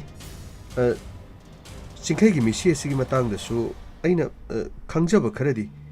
ꯑꯩꯅ ꯀꯣꯏꯊꯤ ꯊꯤꯒꯠꯄꯩ ꯊꯕꯛ ꯇꯧꯖꯔꯤꯕꯅꯤ ꯍꯥꯏꯖꯔꯤꯕ ꯁꯔ ꯗꯤꯇꯦꯛꯇꯤꯞ ꯂꯣ ꯅꯠꯇ꯭ꯔꯒ ꯄꯨꯂꯤꯁ ꯑꯣꯏꯗꯣꯔꯤꯔꯣ ꯄꯨꯂꯤꯁ ꯗꯤꯄꯥꯔꯠꯃꯦꯟꯗ ꯆꯪꯗꯣꯔꯤꯔꯕ ꯁꯔ ꯑꯗꯨꯒꯤ ꯋꯥꯐꯝ ꯅꯠꯇꯦ ꯁꯔ ꯑꯗꯨꯒꯤ ꯋꯥꯐꯝ ꯅꯠꯇ꯭ꯔꯗꯤ ꯀꯔꯤꯒꯤ ꯅꯪꯅ ꯈꯪꯕꯁꯤꯡꯗꯨ ꯄꯨꯂꯤꯁꯇ ꯇꯝꯕ ꯌꯥꯏ ꯄꯨꯂꯤꯁꯅ ꯊꯤꯒꯠꯄ ꯌꯥꯏ ꯏꯟꯚꯦꯁꯇꯤꯒꯦꯁꯟ ꯇꯧꯕ ꯌꯥꯏ ꯅꯍꯥꯛꯅ ꯄꯨꯂꯤꯁꯇ ꯃꯇꯦꯡ ꯄꯥꯡꯕꯗ ꯀꯅꯥꯃꯠꯇꯅ ꯁꯥꯎꯒꯗꯕ ꯂꯩꯇꯦ ꯑꯗꯨꯕꯨ ꯅꯪ ꯅꯁꯥꯃꯛꯅ ꯀꯦꯁ ꯑꯁꯤꯗ ꯅꯪꯒꯤ ꯃꯔꯨꯞꯀꯤꯗꯃꯛꯇ ꯊꯤꯒꯠꯂꯦ ꯍꯥꯏꯔꯕꯅꯤꯅ ꯅꯪꯅ ꯊꯤꯒꯠꯄꯗ ꯀꯔꯤ ꯐꯪꯕ ꯅꯠꯇ꯭ꯔꯒ ꯅꯪꯅ ꯈꯪꯕ ꯃꯤ ꯑꯣꯏꯔꯝꯕꯗꯒꯤ ꯀꯅꯥꯝꯇ ꯐꯪꯗ꯭ꯔꯖꯥꯠꯂꯣ ꯍꯥꯏꯕꯗꯤ ꯅꯪꯅ ꯈꯪꯂꯤꯕ ꯃꯤꯗꯣ ꯀꯦꯁ ꯑꯁꯤ ꯆꯦꯟꯅꯕ ꯅꯪꯅ ꯈꯪꯂꯤꯕ ꯃꯤꯗꯣ ꯅꯪꯅ ꯐꯥꯅꯤꯡꯗꯕ ꯍꯥꯏꯕꯗꯤ ꯏꯚꯟ ꯅꯪ ꯅꯁꯥꯃꯛꯁꯨ ꯀꯔꯤꯅꯣ ꯁꯔ ꯁꯔꯅ ꯍꯥꯏꯕꯤꯔꯤꯗꯨꯕꯨ ꯋꯥꯔꯤꯒꯤ ꯋꯥꯅꯤꯗ ꯅꯪꯅ ꯊꯤꯒꯠꯂꯦ ꯍꯥꯏꯕꯗꯨꯗ ꯀꯅꯥ ꯈꯪꯒꯦ ꯀꯔꯤ ꯆꯦꯟꯅꯒꯦ ꯀꯅꯥꯒ ꯈꯟꯅꯈꯤꯕ ꯂꯩ ꯀꯅꯥꯒ ꯁꯥꯎꯅꯕ ꯂꯩ ꯅꯪꯒꯤꯁꯨ ꯈ꯭ꯋꯥꯏꯗꯒꯤ ꯅꯛꯅꯕ ꯏꯃꯥꯟꯅꯕꯅꯤ ꯍꯥꯏꯔꯦ ꯑꯗꯨ ꯑꯣꯏꯔꯒꯗꯤ ꯅꯪꯅ ꯈꯪꯕꯗ ꯅꯪꯒꯤ ꯅꯃꯥꯟꯅꯕꯒꯤ ꯏꯟꯚꯦꯁꯇꯤꯒꯦꯁꯟ ꯅꯪꯅ ꯇꯧꯕꯗ ꯀꯔꯤ ꯐꯪꯉꯒꯦꯕ ꯁꯔ ꯍꯧꯖꯤꯛ ꯐꯥꯎꯒꯤꯗꯤ ꯑꯩꯅ ꯆꯤꯡꯅꯕꯁꯤ ꯃꯥꯒꯤ ꯃꯁꯦ ꯅꯨꯄꯥꯁꯦ ꯌꯥꯝ ꯆꯤꯡꯅꯩ ꯀꯔꯤꯒꯤ ꯁꯔ ꯃꯁꯦ ꯅꯨꯄꯥꯗꯨ ꯃꯥꯅ ꯍꯜꯂꯛꯑꯒ ꯑꯩꯉꯣꯟꯗ ꯑꯩꯒ ꯇꯤꯟꯅꯕꯅꯤꯅ ꯃꯥꯅ ꯌꯥꯝꯅ ꯁꯥꯎꯏ ꯀꯔꯤ ꯍꯥꯏꯅ ꯁꯥꯎꯔꯤꯕ ꯁꯔ ꯃꯁꯦ ꯅꯨꯄꯥꯗꯨꯒꯤ ꯃꯔꯝꯗ ꯃꯥꯅ ꯍꯥꯏꯔꯝꯕꯁꯤꯡ ꯑꯩ ꯉꯁꯤꯗꯤ ꯈꯣꯏꯗꯧꯁꯦ ꯌꯥꯝꯅ ꯁꯧꯒꯠꯂꯦ ꯑꯩ ꯏꯆꯟꯅꯨꯄꯤꯕꯨ ꯃꯥꯅ ꯁꯥꯟꯅꯄꯣꯠꯀꯨꯝ ꯈꯜꯂꯤ ꯅꯠꯇꯦ ꯅꯨꯄꯥ ꯅꯨꯄꯤ ꯅꯨꯡꯁꯤꯅꯕꯕꯨ ꯅꯨꯄꯥ ꯅꯨꯄꯤ ꯌꯨꯝꯕꯥꯟꯕꯕꯨ ꯐꯥꯒꯤꯔꯕ ꯃꯁꯤꯕꯨ ꯐꯥꯒꯤꯔꯕ ꯑꯁ ꯌꯥꯔꯦꯗ ꯆꯤꯡꯈꯩ ꯈꯔ ꯂꯩꯔꯒ ꯑꯗꯨꯝ ꯐꯖꯔꯛꯀꯅꯤ ꯀꯩꯅꯣ ꯃꯇꯩ ꯃꯅꯥꯎ ꯅꯨꯡꯁꯤꯅꯕ ꯑꯗꯨꯒ मतꯩ ꯃꯅꯥꯎ ꯈꯟꯅ ꯆꯩꯅꯕ ꯃꯁꯤꯗꯤ ꯑꯗꯨꯝ ꯊꯣꯛꯄ ꯋꯥꯅꯤ ꯗꯤꯄꯥ ꯃꯗꯨꯒꯤ ꯋꯥ ꯁꯨꯡꯅ ꯅꯠꯇꯦ मतꯩ ꯃꯅꯥꯎ ꯑꯅꯤ ꯅꯨꯡꯁꯤꯅꯕ मतꯩ ꯃꯅꯥꯎ ꯑꯅꯤ ꯀꯛ ꯂꯥꯎꯅ ꯊꯦꯡꯅꯕ ꯋꯥꯏꯅꯕ ꯁꯥꯎꯅꯕ ꯍꯥꯏꯁꯦ ꯊꯣꯛꯀꯗꯕꯅꯤ ꯊꯣꯛꯄꯗꯨ ꯊꯣꯛꯑꯣ ꯌꯥꯏ ꯁꯨꯔꯒ ꯅꯣꯝꯃꯒ ꯑꯅꯤꯗꯨꯒꯤ ꯃꯔꯛꯇ ꯀꯔꯤꯒꯨꯝꯕ ꯃꯤꯁꯑꯟꯗꯔꯁꯇꯦꯟꯗꯤꯡ ꯂꯩꯔꯀꯥꯟꯗ ꯊꯧꯗꯣꯛ ꯑꯃꯅ ꯈꯔ ꯆꯦꯟꯅꯩ ꯍꯥꯏꯔꯗꯤ ꯐꯕ ꯏꯆꯟꯅꯨꯄꯤꯗꯨꯅ ꯅꯣꯡꯉꯥꯟꯗꯩ ꯃꯊꯧ ꯐꯤ ꯁꯥꯕꯅꯦ ꯃꯁꯤꯗꯩꯗ ꯊꯕꯛ ꯏꯪꯈꯥꯡ ꯌꯨꯝꯒꯤ ꯀꯨꯞꯅꯣꯝ ꯇꯧꯕꯅꯤ ꯃꯅꯥ ꯃꯁꯤꯡ ꯊꯥꯕꯅꯤ ꯏꯃꯨꯡ ꯃꯅꯨꯡꯗ ꯍꯣꯠꯅꯔꯤꯕ ꯑꯗꯨꯒ ꯃꯥꯅ ꯌꯨ ꯊꯛꯇꯅ ꯀꯣꯏꯗꯅ ꯂꯩꯕ ꯃꯗꯨ ꯈꯛꯇ ꯅꯠꯇꯦ ꯖ꯭ꯋꯥꯔ ꯁꯥꯟꯅꯕ ꯃꯌꯥꯝꯒꯤ ꯉꯧꯕ ꯇꯥꯎꯕ ꯆꯨꯔꯨꯞ ꯌꯦꯟꯕ ꯑꯗꯨꯒ ꯑꯋꯥꯠ ꯑꯄꯥ ꯂꯧꯕ ꯌꯨ ꯂꯧꯕꯒꯤꯗꯃꯛ ꯃꯤꯒꯤ ꯃꯣꯕꯥꯏꯜ ꯔꯤꯆꯥꯔꯖ ꯍꯥꯟꯕꯒꯤꯗꯃꯛ ꯀꯩꯊꯦꯜꯗꯒꯤ ꯈꯩꯅꯤ ꯂꯩꯕꯒꯤꯗꯃꯛ ꯃꯥꯒꯤ ꯃꯊꯧꯁꯦ ꯌꯥꯝꯅ ꯀꯜꯂꯦ ꯍꯥꯏꯔꯤꯁꯤ ꯍꯧꯖꯤꯛꯀꯤ ꯃꯇꯝꯗ ꯅꯣꯡꯃꯗ ꯃꯤ ꯑꯃꯅ ꯂꯨꯄꯥ 50 ꯊꯣꯛꯇ꯭ꯔ ꯀꯔꯤ ꯇꯧꯗꯣꯏꯅꯣ ꯅꯣꯡꯃꯗ ꯃꯤ ꯑꯃꯅ ꯂꯨꯄꯥ 50ꯒꯤ ꯃꯈꯥꯗ ꯊꯣꯛꯇ꯭ꯔꯕ ꯃꯤ ꯍꯥꯏꯗꯣ ꯂꯥꯏꯔꯕ ꯅꯠꯇꯦ ꯎꯄꯥꯏ ꯂꯩꯇ꯭ꯔꯕ ꯅꯤꯔꯒ ꯆꯥꯕꯒꯤ ꯀꯥꯡꯂꯨꯞꯇ ꯁꯣꯏꯗꯅ ꯆꯠꯂꯒꯗꯕꯅꯤ ꯁꯨꯗꯨꯅ ꯅꯣꯝꯗꯨꯅ ꯅꯣꯡꯃꯒꯤ ꯃꯤ ꯑꯃꯅ ꯂꯨꯄꯥ 100-100 ꯇꯥꯟꯕ ꯍꯥꯏꯁꯦ ꯃꯗꯣ ꯃꯤ ꯑꯗꯨꯅ ꯍꯧꯖꯤꯛ ꯆꯦꯟꯅꯔꯤꯕ ꯃꯌꯥꯝꯅ ꯀꯟꯅ ꯆꯦꯟꯅꯔꯤꯕ ꯂꯝꯖꯦꯟꯁꯦ ꯃꯁꯤꯒꯤ ꯃꯅꯨꯡꯗ ꯌꯥꯎꯕ ꯉꯝꯒꯨꯝ ꯑꯣꯏꯒꯗꯧꯔꯤꯕ ꯑꯗꯨ ꯑꯣꯏꯕ ꯇꯥꯔꯕꯗꯤ ꯂꯝꯖꯦꯟ ꯑꯗꯨꯗꯤ ꯌꯥꯎꯒꯦ ꯍꯥꯏꯔꯗꯤ ꯁꯦꯜ ꯈꯔ ꯊꯣꯛꯄ ꯇꯥꯕ ꯁꯦꯜ ꯊꯣꯛꯅꯕ ꯍꯣꯠꯅꯕꯗ ꯏꯀꯥꯏ ꯂꯥꯟꯊꯣꯛꯄ ꯇꯥꯔꯦ ꯃꯤꯒꯤ ꯃꯄꯣꯠ ꯃꯆꯩ ꯍꯨꯔꯥꯜꯂꯒꯗꯕꯗꯤ ꯅꯠꯇꯦ ꯎꯃꯥꯃꯅ ꯁꯨꯕ ꯌꯥꯏ ꯆꯦꯛꯀꯣꯟꯗ ꯆꯠꯄ ꯌꯥꯏ ꯁꯝ ꯀꯛꯄ ꯌꯥꯏ ꯇꯣꯉꯥꯟ ꯊꯕꯛ ꯊꯧꯔꯝ ꯀꯌꯥ ꯃꯔꯨꯝ ꯂꯩꯔꯤ ꯁꯨꯗ꯭ꯔꯕꯗꯤ ꯅꯣꯝꯗ꯭ꯔꯕꯗꯤ ꯀꯗꯥꯏꯗꯒꯤ ꯄꯨꯁꯜꯂꯛꯀꯗꯣꯏꯅꯣ ꯑꯗꯨꯒ ꯍꯟꯖꯜꯂꯒ ꯄꯩꯁꯥ ꯄꯤꯌꯨ ꯌꯨ ꯊꯧꯒꯦ ꯄꯩꯁా ꯄꯤꯌꯨ ꯌꯨ ꯊꯧꯒꯦ ꯑꯃꯗꯨꯅ ꯄꯩꯁా ꯂꯩꯇꯦ ꯐꯤ ꯌꯣꯜꯂꯨꯕꯗꯨꯒꯤ ꯐꯤ ꯄꯩꯁా ꯄꯤꯔꯛꯇ꯭ꯔꯤ ꯀꯗꯥꯏꯗꯅꯣ ꯈꯔ ꯄꯨꯔꯨꯆꯣ ꯑꯗꯨꯒ ꯃꯗꯨꯒꯤ ꯄꯩꯁꯥꯗꯨ ꯄꯤꯔꯣ ꯀꯣꯟꯅ ꯊꯪꯖꯤꯟꯅꯣ ꯀꯣꯟꯅ ꯁꯛꯆꯤꯟꯅꯣ ꯃꯁꯤ ꯉꯥꯛꯇꯅꯦ ꯃꯥ ꯇꯧꯔꯤꯁꯦ ꯑꯗꯨꯒ ꯃꯗꯨ ꯋꯥꯐꯝꯗꯨꯗꯒꯤ ꯏꯆꯟꯅꯨꯄꯤꯗꯨꯒ ꯃꯥ ꯈꯟꯅꯕꯗꯤ ꯏꯆꯟꯅꯨꯄꯤꯗꯨ ꯃꯥꯅ ꯐꯨꯕꯗꯒꯤ ꯃꯃꯤꯠ ꯃꯤꯈꯥ ꯃꯃꯥꯏ ꯃꯃꯤꯠ ꯂꯣꯏꯅ ꯒ꯭ꯔꯤꯟ ꯀꯥꯔꯤꯕ ꯅꯠꯇꯦ ꯀꯔꯝꯅ ꯌꯦꯡꯉꯣ ꯍꯥꯏꯕꯅꯣꯕ ꯑꯁ ꯏꯇꯥꯎꯁꯤꯡꯈꯩ ꯃꯌꯨꯝ ꯄꯥꯟꯅꯤꯅ ꯄꯥꯟꯈ꯭ꯔꯗꯤ ꯃꯣꯏꯒꯤ ꯊꯣꯛꯄꯅꯤꯗ ꯑꯗꯩꯗ ꯑꯩꯈꯣꯏ ꯌꯥꯎꯁꯜꯂꯨꯕꯗ ꯅꯨꯄꯥ ꯃꯣꯏꯅꯗꯤ ꯌꯥꯝ ꯅꯨꯡꯉꯥꯏꯔꯣꯏꯗ ꯀꯗꯥꯏꯗꯒꯤꯅꯣ ꯑꯗꯨꯗꯤ ꯄꯥꯎ ꯀꯔꯝꯕ ꯔꯨꯜ ꯀꯔꯝꯕ ꯆꯠꯅ ꯀꯥꯡꯂꯣꯟ ꯅꯠꯇꯦ ꯀꯔꯝꯕ ꯑꯥꯔꯇꯤꯀꯜꯗ ꯀꯔꯝꯕ ꯆꯦꯅꯥꯗ ꯌꯥꯎꯒꯦ ꯃꯆꯟꯅꯨꯄꯤꯗꯨ ꯃꯌꯨꯝ ꯄꯥꯟꯈ꯭ꯔꯦ ꯃꯋꯥꯅ ꯐꯨꯕꯗ ꯃꯌꯨꯝ ꯄꯥꯟꯈ꯭ꯔꯁꯅꯨ ꯍꯟꯅ ꯌꯦꯡꯉꯣꯏꯗꯕꯅꯤ ꯃꯥꯒꯤ ꯃꯇꯩ ꯃꯅꯥꯎ ꯈꯠꯅꯕꯒꯤ ꯂꯤꯂꯥꯅꯦꯅ ꯑꯩꯈꯣꯏꯅ ꯅꯠꯇꯦ ꯀꯔꯝꯕ ꯆꯦꯅꯥꯗ ꯌꯥꯎꯒꯦꯕ ꯑꯗꯨꯒꯤ ꯋꯥ ꯅꯠꯇꯦꯗ ꯆꯤꯡꯈꯩ ꯇꯞꯊꯕ ꯑꯃꯗꯤ ꯐꯥꯊꯕꯗꯤ ꯂꯩꯇꯕ ꯌꯥꯔꯣꯏ ꯃꯈꯣꯏꯅꯤ ꯌꯥꯅꯗ꯭ꯔꯒꯅ ꯀꯣꯛ ꯍꯜꯂꯛꯆꯅꯤ ꯀꯩꯅꯣ ꯍꯧꯖꯤꯛꯀꯤ ꯃꯇꯝꯗꯕꯨ ꯀꯔꯤ ꯋꯥꯅꯤꯡꯉꯥꯏ ꯂꯩꯒꯦ ꯍꯜꯂꯛꯑꯕꯁꯨ ꯂꯧꯕꯤꯒꯦꯅ ꯍꯥꯏꯕ ꯃꯤ ꯀꯣꯛꯊꯣꯡ ꯑꯃ ꯂꯩꯔꯤꯕꯅꯤ ꯀꯔꯤꯅꯣ ꯍꯥꯏꯗꯨꯗꯤꯕ ꯅꯠꯇꯦ ꯀꯔꯤꯅꯣꯕꯅ ꯍꯥꯏꯗꯨꯕ ꯑꯁ ꯅꯪꯅ ꯑꯃꯨꯛ ꯂꯥꯟꯅ ꯂꯧꯔ ꯃꯥꯜꯂꯦ ꯍꯥꯏꯗꯤ ꯌꯥꯔꯣꯏꯗꯧꯕ ꯃꯤꯗꯨꯗ ꯁꯨꯝ ꯀꯔꯤꯅꯣ ꯄꯨꯟꯁꯤ ꯃꯥꯡꯗꯣ ꯁꯔꯨꯛꯄꯨꯗꯤ ꯀꯣꯛꯍꯜꯂꯒ ꯃꯐꯝ ꯆꯥꯕ ꯑꯃꯗ ꯌꯦꯡꯉꯒ ꯂꯧꯕꯤꯒꯦ ꯂꯩꯕꯤꯒꯦ ꯅꯠꯇ꯭ꯔꯒ ꯅꯨꯡꯁꯤꯅꯅ ꯂꯩꯅꯈꯤꯕꯁꯨ ꯀꯌꯥ ꯌꯥꯎꯕ ꯌꯥꯏ ꯃꯗꯣ ꯏꯖꯠꯀꯤ ꯑꯣꯏꯕ ꯋꯥꯐꯝꯅꯤ ꯇꯥꯏꯕꯪ ꯃꯤꯑꯣꯏꯕꯅ ꯑꯩꯈꯣꯏꯅ ꯍꯤꯡꯅꯔꯤꯁꯤ ꯏꯖꯠꯀꯤꯗꯃꯛꯇ ꯅꯠꯇ꯭ꯔꯣ ꯅꯠꯇꯦ ꯏꯖꯠꯇꯨ ꯌꯦꯡꯅꯗ꯭ꯔꯕꯗꯤ ꯑꯩꯈꯣই ꯃꯥꯅ ꯅꯤꯡꯕꯗ ꯂꯣꯏꯅꯃꯛ ꯊꯨꯡꯅꯔꯝꯕꯁꯨ ꯌꯥꯏ ꯏꯖꯠꯇꯨꯒꯤ ꯈꯔ ꯌꯦꯡꯅꯔꯒꯅꯤ ꯈꯪꯅꯔꯤꯁꯤ ꯏꯖꯠ ꯌꯥꯝꯅ ꯂꯩꯅꯤꯡꯕꯒꯤ ꯋꯥ ꯅꯠꯇꯦ ꯑꯩꯈꯣꯏ ꯅꯨꯡꯉꯥꯏ ꯌꯥꯏꯐꯕ ꯏꯃꯨꯡ ꯑꯃꯗꯤ ꯅꯠꯇꯦ ꯑꯗꯨꯕꯨ ꯏꯆꯟꯅꯨꯄꯤꯅ ꯃꯌꯨꯝ ꯄꯥꯜꯂꯨꯔꯒ ꯍꯜꯂꯛꯄ ꯃꯇꯝꯗ ꯃꯥꯅ ꯂꯥꯡꯒꯗꯧꯔꯤꯕ ꯃꯩꯁꯥꯗꯣ ꯀꯅꯥꯃꯠꯇꯅ ꯌꯥꯎꯔꯣꯏ ꯃꯍꯥꯛ ꯃꯁꯥ ꯃꯊꯟꯇꯅ ꯃꯍꯥꯛ ꯂꯧꯕꯤꯈꯤꯕꯗꯤ ꯌꯥꯏ ꯑꯗꯨꯕꯨ ꯃꯍꯥꯛꯀꯤ ꯃꯁꯥꯗ ꯀꯣꯛꯂꯔꯣꯏꯗꯧꯕ ꯗꯥꯛꯐꯝ ꯑꯃꯗꯤ ꯁꯣꯏꯗꯅ ꯂꯩꯒꯅꯤ ꯗꯥꯛꯐꯝ ꯑꯗꯨꯅ ꯃꯔꯝ ꯑꯣꯏꯔꯀꯥꯟꯗ ꯃꯍꯥꯛꯀꯤ ꯂꯦꯝꯍꯧꯔꯤꯕ ꯄꯨꯟꯁꯤ ꯑꯗꯨ ꯍꯤꯡꯅꯕ ꯍꯣꯠꯅꯕꯗꯅꯦ ꯃꯗꯣ ꯃꯇꯦꯛ ꯈꯔ ꯑꯣꯏꯕ ꯌꯥꯏ ꯃꯇꯝ ꯄꯨꯝꯅꯃꯛꯀꯤ ꯑꯣꯏꯕ ꯌꯥꯏ ꯃꯤꯄꯨꯝ ꯈꯨꯗꯤꯡꯃꯛꯀꯤ ꯅꯣꯛꯅꯐꯝ ꯑꯃꯗꯤ ꯉꯥꯡꯅꯐꯝ ꯍꯥꯏꯕꯗꯨꯗꯤ ꯁꯣꯏꯗꯅ ꯑꯣꯏꯒꯗꯧꯔꯤꯕꯅꯤ ꯑꯁ ꯌꯥꯔꯦꯁꯦ ꯇꯣꯛꯑꯁꯤꯁꯦ ꯇꯣꯄꯤꯛꯁꯦ ꯑꯗꯨ ꯀꯔꯤꯅꯣ ꯅꯪ ꯍꯧꯖꯤꯛ ꯄꯥꯝꯃꯤꯁꯤ ꯀꯩꯅꯣ ꯑꯩꯅꯦ ꯈꯥꯡꯕ ꯉꯝꯗꯕꯗꯒꯤ ꯆꯠꯂꯒ ꯇꯞꯇꯥꯏ ꯐꯨꯔꯝꯃꯕꯅꯤ ꯑꯩꯅ ꯑꯣ ꯅꯆꯦ ꯅꯨꯄꯥꯗꯨ ꯅꯪꯅ ꯇꯞꯇꯥꯏ ꯐꯨꯔꯒ ꯅꯠꯇꯦ ꯑꯃꯨꯛ ꯅꯆꯟꯅꯨꯄꯤꯗꯨꯗ ꯂꯃꯟ ꯈꯨꯝꯅ ꯑꯩꯅ ꯑꯃꯨꯛ ꯍꯥꯠꯇꯣꯛꯑꯗꯤ ꯀꯃꯥꯏꯅ ꯇꯧꯅꯤ ꯍꯥꯠꯂꯗꯤ ꯃꯥꯅ ꯃꯗꯨ ꯍꯥꯠꯄ ꯇꯥꯔꯗꯤ ꯃꯃꯤꯠꯇꯨ ꯀꯣꯊꯣꯛꯑꯒ ꯃꯈꯨꯠꯇꯨ ꯊꯝꯃꯒ ꯃꯀꯛꯀꯛꯄ ꯇꯥꯔꯦꯗꯅ ꯑꯁ ꯑꯗꯨ ꯌꯥꯔꯣꯏ ꯃꯤꯆꯤꯡꯈꯩ ꯄꯨꯟꯁꯤꯕꯨ ꯅꯪꯅ ꯏꯔꯥꯏ ꯂꯥꯏꯅ ꯍꯦꯛꯇ ꯈꯜꯂꯤ ꯅꯪꯅ ꯋꯥꯈꯜ ꯑꯐꯕ ꯈꯜꯂꯒ ꯅꯪꯒꯤ ꯑꯐꯕ ꯄꯥꯟꯗꯝ ꯂꯩꯔꯦꯅ ꯃꯤ ꯈꯨꯗꯤꯡꯃꯛ ꯑꯗꯨ ꯄꯥꯟꯗꯝꯗꯨ ꯂꯩꯌꯨ ꯌꯥꯔꯣꯏ ꯃꯤ ꯑꯁꯤ ꯈꯟꯕꯅ ꯑꯃ ꯇꯧꯕꯅ ꯑꯃ ꯑꯣꯏꯕꯅ ꯑꯃ ꯑꯣꯏꯔꯛꯀꯅꯦꯅ ꯈꯟꯕꯅ ꯑꯃꯅꯤ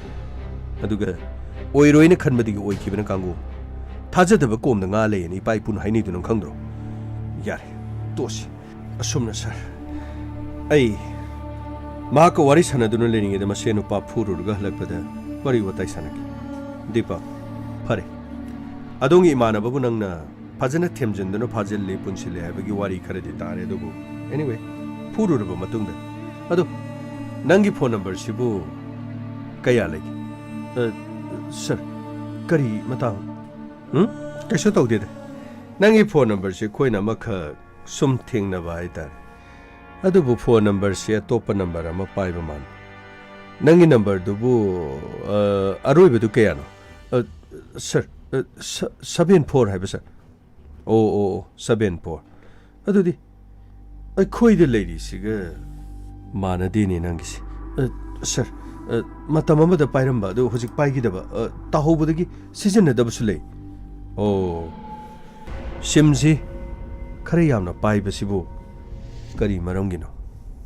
हाइबदी लेदना सिम यादबा अकाउंट नंबर दा हाफौदबा अनौबा हापचलकपा नत्रगा अकाउंट नंबर दो हुजु हुजु हापीबा नंबर दो खंबा यागद्रो सर अदु नत्रगनने नंगी व्हाट्सएप नंबर द अनौबा हाप नंबर दो हाइबदी फोन अमा पाइरगा व्हाट्सएप नंबर न तोप पाइबसु लै हारिबो पुनमाम त खंजबा यागद्रो सर पुनमक्सिबो अइंगोंदगी हंबिरिसिबो करिगिन अदोंगी मरुप सिंखै तमथीना कनागुमन हातखिबदुगा मदुगु मरि लेनना इन्वेस्टिगेशन अमा चथबदै कोइना तंगाई फदबसिंग अदु खोमजिनजरब नंबर असिना मरम ओरगा सिंखैगी मिसिगदि मरि लेनरंगनि हाना इन लौदि मरमदि कैनोदा नंगदि सिंखैगी ममानबनि नत्रने मानि सर अइदि sak चालुमदा चामिनबा तो फरे अदुदि नंगी बैंक अकाउंट दा सिजनबा नंबर अदुगा WhatsApp दा सिजनबा नंबर दो अदुंगा पिथोरो अतै गी नथि मदुगी नंबर दुदि येंकांदा सिंखैदि यावरिबा नंबर सिगा नंगोंदा लेरिबा नंबर सिंगसिगा मानबा अदुरगदि कॉमन फ्रेंड ओइबा नंगनाजु फ्रेंड ओइबा सिंखैनाजु फ्रेंड ओइबा कॉमन फ्रेंड दु अखोय अमता थिगतकी याइदना फनी सर ए पिजरके सर संतोष सर नंबर लौसलो फनी सर याम नुंगाइजरे दीपक नसु नंबर से लोइना पिबिरे दुगा दीपक अखोय चलुकी नाकी मरुप चिंखैगिदमा मिसी एसिगा मरि लेनबा पुनम अखोय एना अमत लेमना तो सर याम नुंगाइजे सर असुम सोइदना पुतोपियो सर अइगी मरुप चिंखै कनागुम अमत द लांजबा मिनाति अदुगा सर असुक तमथीना महाकपु मसक खंगदबसिंगना नोमैना कापतुना हलमबाइसे सर अंगपनि सर अखोय तसेनमक कनानो हाइबदु खनबा ngamde सर अदुबो अइ ngasa हाइजखिबा मसे नुपादुदि मागा खनखिबा लेबनिना अइ तसेना मसे नुपादु हाइजबगि वा सर मसे नुपादु नोमै पाइबदि नथि मापु कापलिबा मापु हालिबा मी असिदि नोमै पाइबा मिनि सर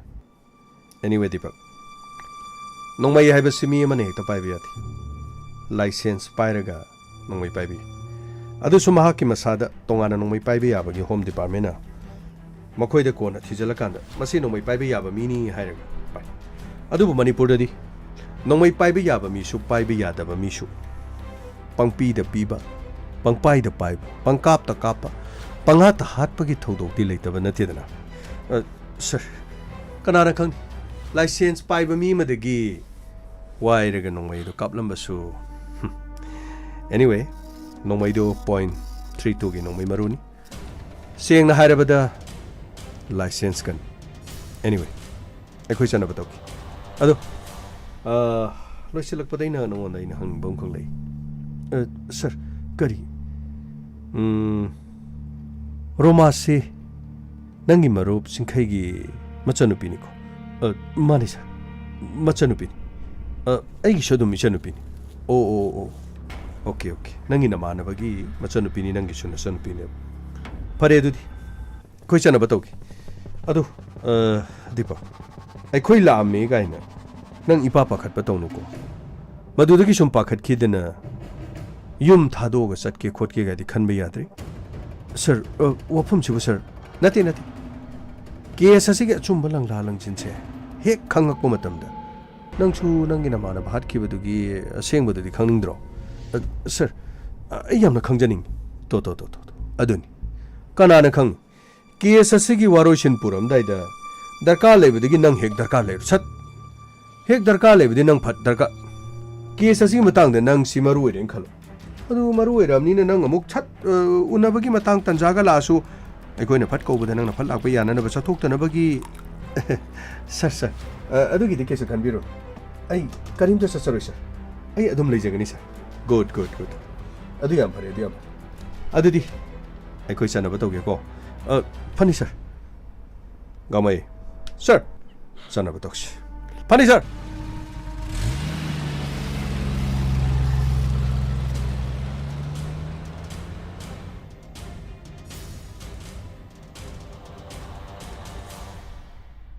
करिगिनोने स्याम कुरिसु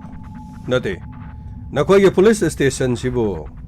नखोइगे तयाई हारिदु नत्रदि अतोप लैरि मयाम से ममिंग तगी ओइबा पुलिस रो सेकेंड ओसी लैत्रो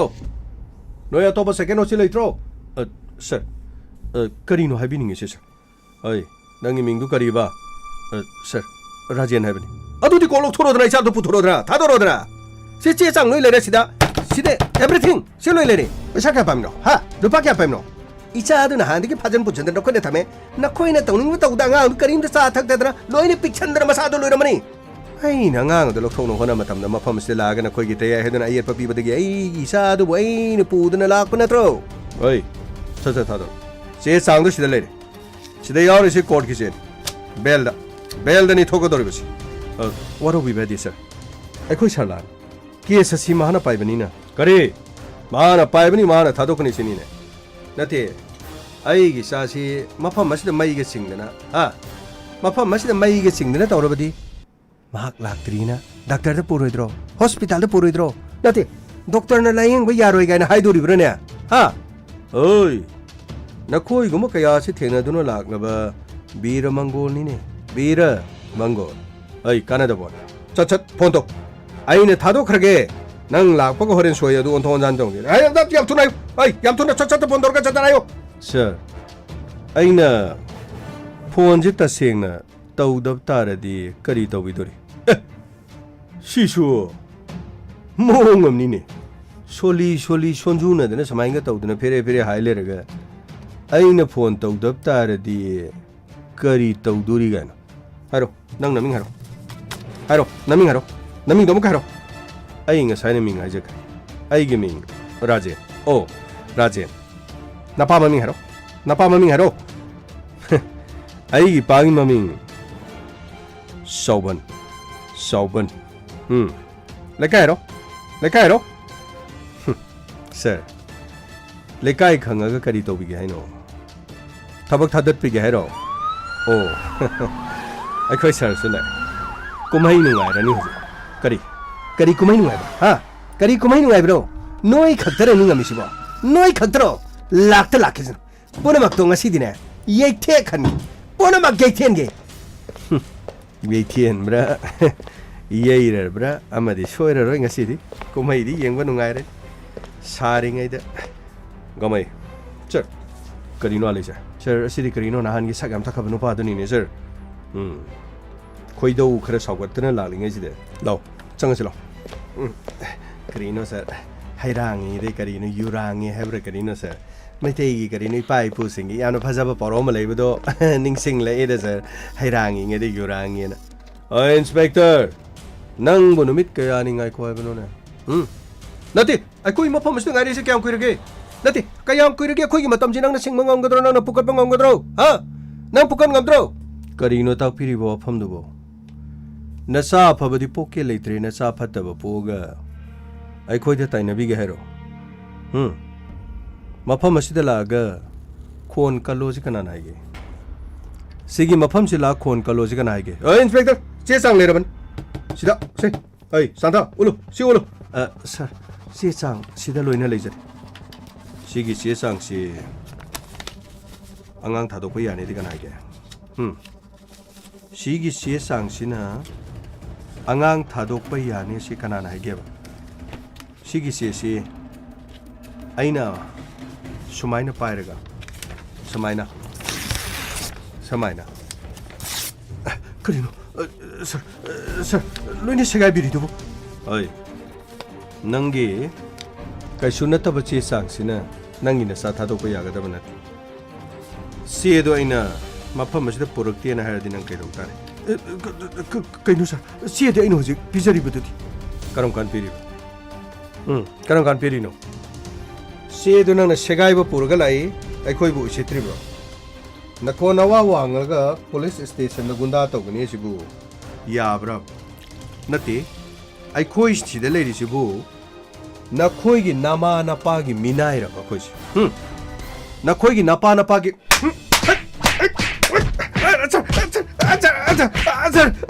ꯑꯩꯅꯗꯤ ꯌꯥꯔꯣꯏ ꯍꯥꯏꯖꯕꯅꯤ ꯁꯔ ꯆꯦꯁꯤ ꯈꯔ ꯋꯥꯠꯄꯅꯤ ꯑꯩꯁꯨ ꯃꯥꯏ ꯃꯥꯡꯗ ꯎꯅꯕ ꯄꯩꯁꯥ ꯂꯧ ꯌꯥꯅꯕ ꯍꯦꯛꯇ ꯇꯧꯖꯕꯅꯤ ꯁꯔ ꯇꯧꯈꯤꯗ꯭ꯔꯣ ꯎꯀꯤꯜ ꯑꯣꯏꯔꯁꯨ ꯇꯧꯈꯤꯗ꯭ꯔꯣ ꯁꯔ ꯇꯧꯖꯔꯣꯏ ꯁꯔ ꯏꯟꯁꯄꯦꯛꯇꯔ ꯀꯔꯤꯅꯣ ꯅꯣꯏ ꯇꯧꯔꯤꯁꯦ ꯑꯩꯒꯤ ꯎꯀꯤꯜꯁꯤꯕꯨ ꯅꯈꯣꯏꯅ ꯐꯨꯕ ꯌꯥꯕ꯭ꯔꯣ ꯎꯀꯤꯜ ꯐꯨꯕꯗ ꯅꯠꯇꯦ ꯃꯐꯝ ꯑꯁꯤꯗ ꯁꯛ ꯇꯥꯈꯠꯄ ꯃꯤꯁꯤꯡꯗꯤ ꯑꯝꯇ ꯂꯦꯝꯊꯥꯔꯣꯏ 예? 인스펙터, 타르그레, 인스펙터, 타르그레, 가만히, sir, manung hapsalo, injalo, pani sir. Okay, sir, sir, hi view sir. Police officer ang imatakta taksi kasi naidaba, aduga. Police station magtadalaga police ta kiyan kangan ba, karamba IPC gi section da pan ba yay. Sir, ay puna makangjari sir, puna makangjari. Adorabadi, nang na puragliba. Biramangol gi matakta, nang na witness warga. Police station amada sanglaglaga. Police station adu magtadalari ba police puna mapu. Maana mahaki kongkada leba mi agum wangang sangang toba taksi kasi naidaba gi dama. Maku manung adalang sinbane habisinang yarabra. Sir, yazari sir. Ay witness ojari. Aduga masigi matungda nahana kahe na toradi nang su ukilor sa manung salay. Maramdi. Ukila mo iba ni na police kinyo. Aduga. Ukila mo kinyo masaya malo yung kangbirong. Nahandi ki lakpo matamda adom na witness o ibire madudi. Mapam masil leriba police ki miyam puno ma asi lak inari ba dong ibire mangona. Mi oina amat takande habasidi 소에드는 강비랑원이 강자리사 아이 강자리사 아이 산타 거리노 능내 토리도 하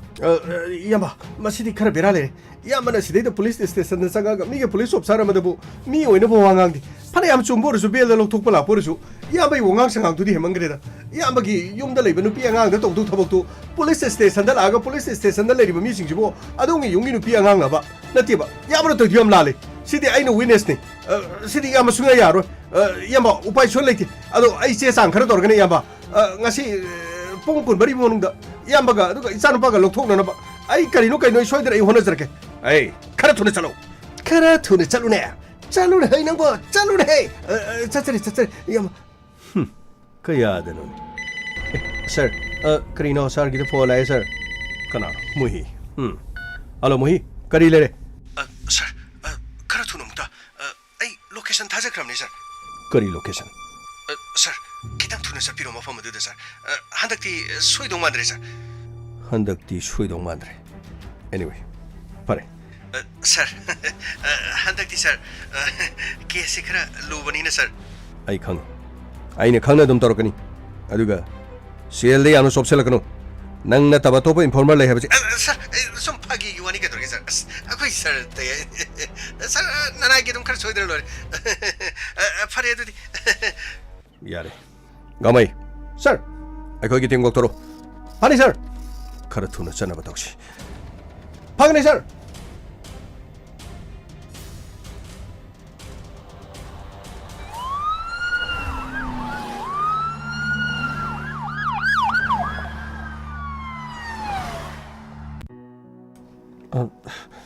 Datiba, karigino. Ay mo mapamas na kauribo. Ako'y tasogi, misiga kari marilay na na. Wapamandugi matang na. Nangonda rubo wapong karahay gen. Yumda sumahay ba do, imakoy leban na ay so hay bang amdara. Ado, hauki ba matam, aduga hausik, tonga-tongan bichela mam. Datiba, hauki ba giwari do di, panaragumsi. Karigi. Haukiba matamdasu aina nangbu nuksiki. Aduga nangna deibu nuksibi kidre. Haujiti matamdu chap chare na khaleidi. Aduga nangina purabadino ga nanga afaba mari leiti asidi nakhoi ta jau leiringa digi ngondo wadula harama banga tane. Amore noi ta jau na su pamdre khanglere. Aduga nangna so deide interest yam lawraga nangna di nangina purabadu ngaurasu phaidasu na puroibane nuksirine adum tawlei nati maduna haying kayam kuin himinaba yadorige punchi chupa duna leminaba yadoribra kaino dadiba ai ipuroiba huji hingli ipuroiba kainaba nati aduga ipuroiba gi maramda ipuroiba phatrabasu ipuroiba phattena haiba phawbada mado nupi aduna mapuroiba gi pap langsilena hainaribani aina ira langsinanabani aina haibi yadi hoini nangna haibi yadrasu aina di haibi yadina aina di pap langsin doleti nangina puribda phabadi nati adi si nangso dum khangi wan min sulen khang nangina buna su khangi dana adunu bu laktana nangina bungna ma ba thina puramin hadro nang ada dum halak yaramni ada haladi nanga iga amu hana mari se leina raga nung sina base thungna basu yar haujikti yetpina basu leitre dan kaino dadi bo yetpina ba hebedi aina hebedi nangi na puro basu nanga kainara di yetpina bale ro hebani da kaino dadi bo na haidu bo mai puro ba aina kaina bagi wafam leitre maga iga adu hakna khana bagi wafam su leitre aduga mafam asida khoi ta jogi misiga mari leina na wa haigani ene kauraga dadi pakna hairi bo wafam sibu mani nakhoi ta jogi misi asigi matang da aina chingna ba khara lei madugi wafam aduda nang ai wari khara sanasi na pamda leiring nei sida koire nakhoi dena hawai nang na lei saring de nang na thong ba chain chang nakhoi ta mo ga puna phaminar ga sarakhi chada ba su koire nangi sakta mu da ba su koire ngasidi pena mafam asida yengjege na aina lai bani dana kaino dadi ba na haidu ba karino na hawai yum pandring de hainaram adu mo haido ai taba pamde da adu gi oragati ai chalaki ngaiko amta ngaiko nangna ai bu nungsi da ba saraga ai bu hundo maga nangna satki bedo ai nungairam ne khanmara nati ai nungairam ne khamra na khoi gi nabung chingkhaina nang ai gi nungsi na bagi aina nangwanda iba message to na khoi gi nabung da ina thajalu ba shoiduna nabung da thajalu ba dagi nabung na paki aduga nabung na igi nakta laga dipa ai dipa tholo amta tholo as kai doro gi singe kaino yam sauna lai du kaino yam saubadi kaino ha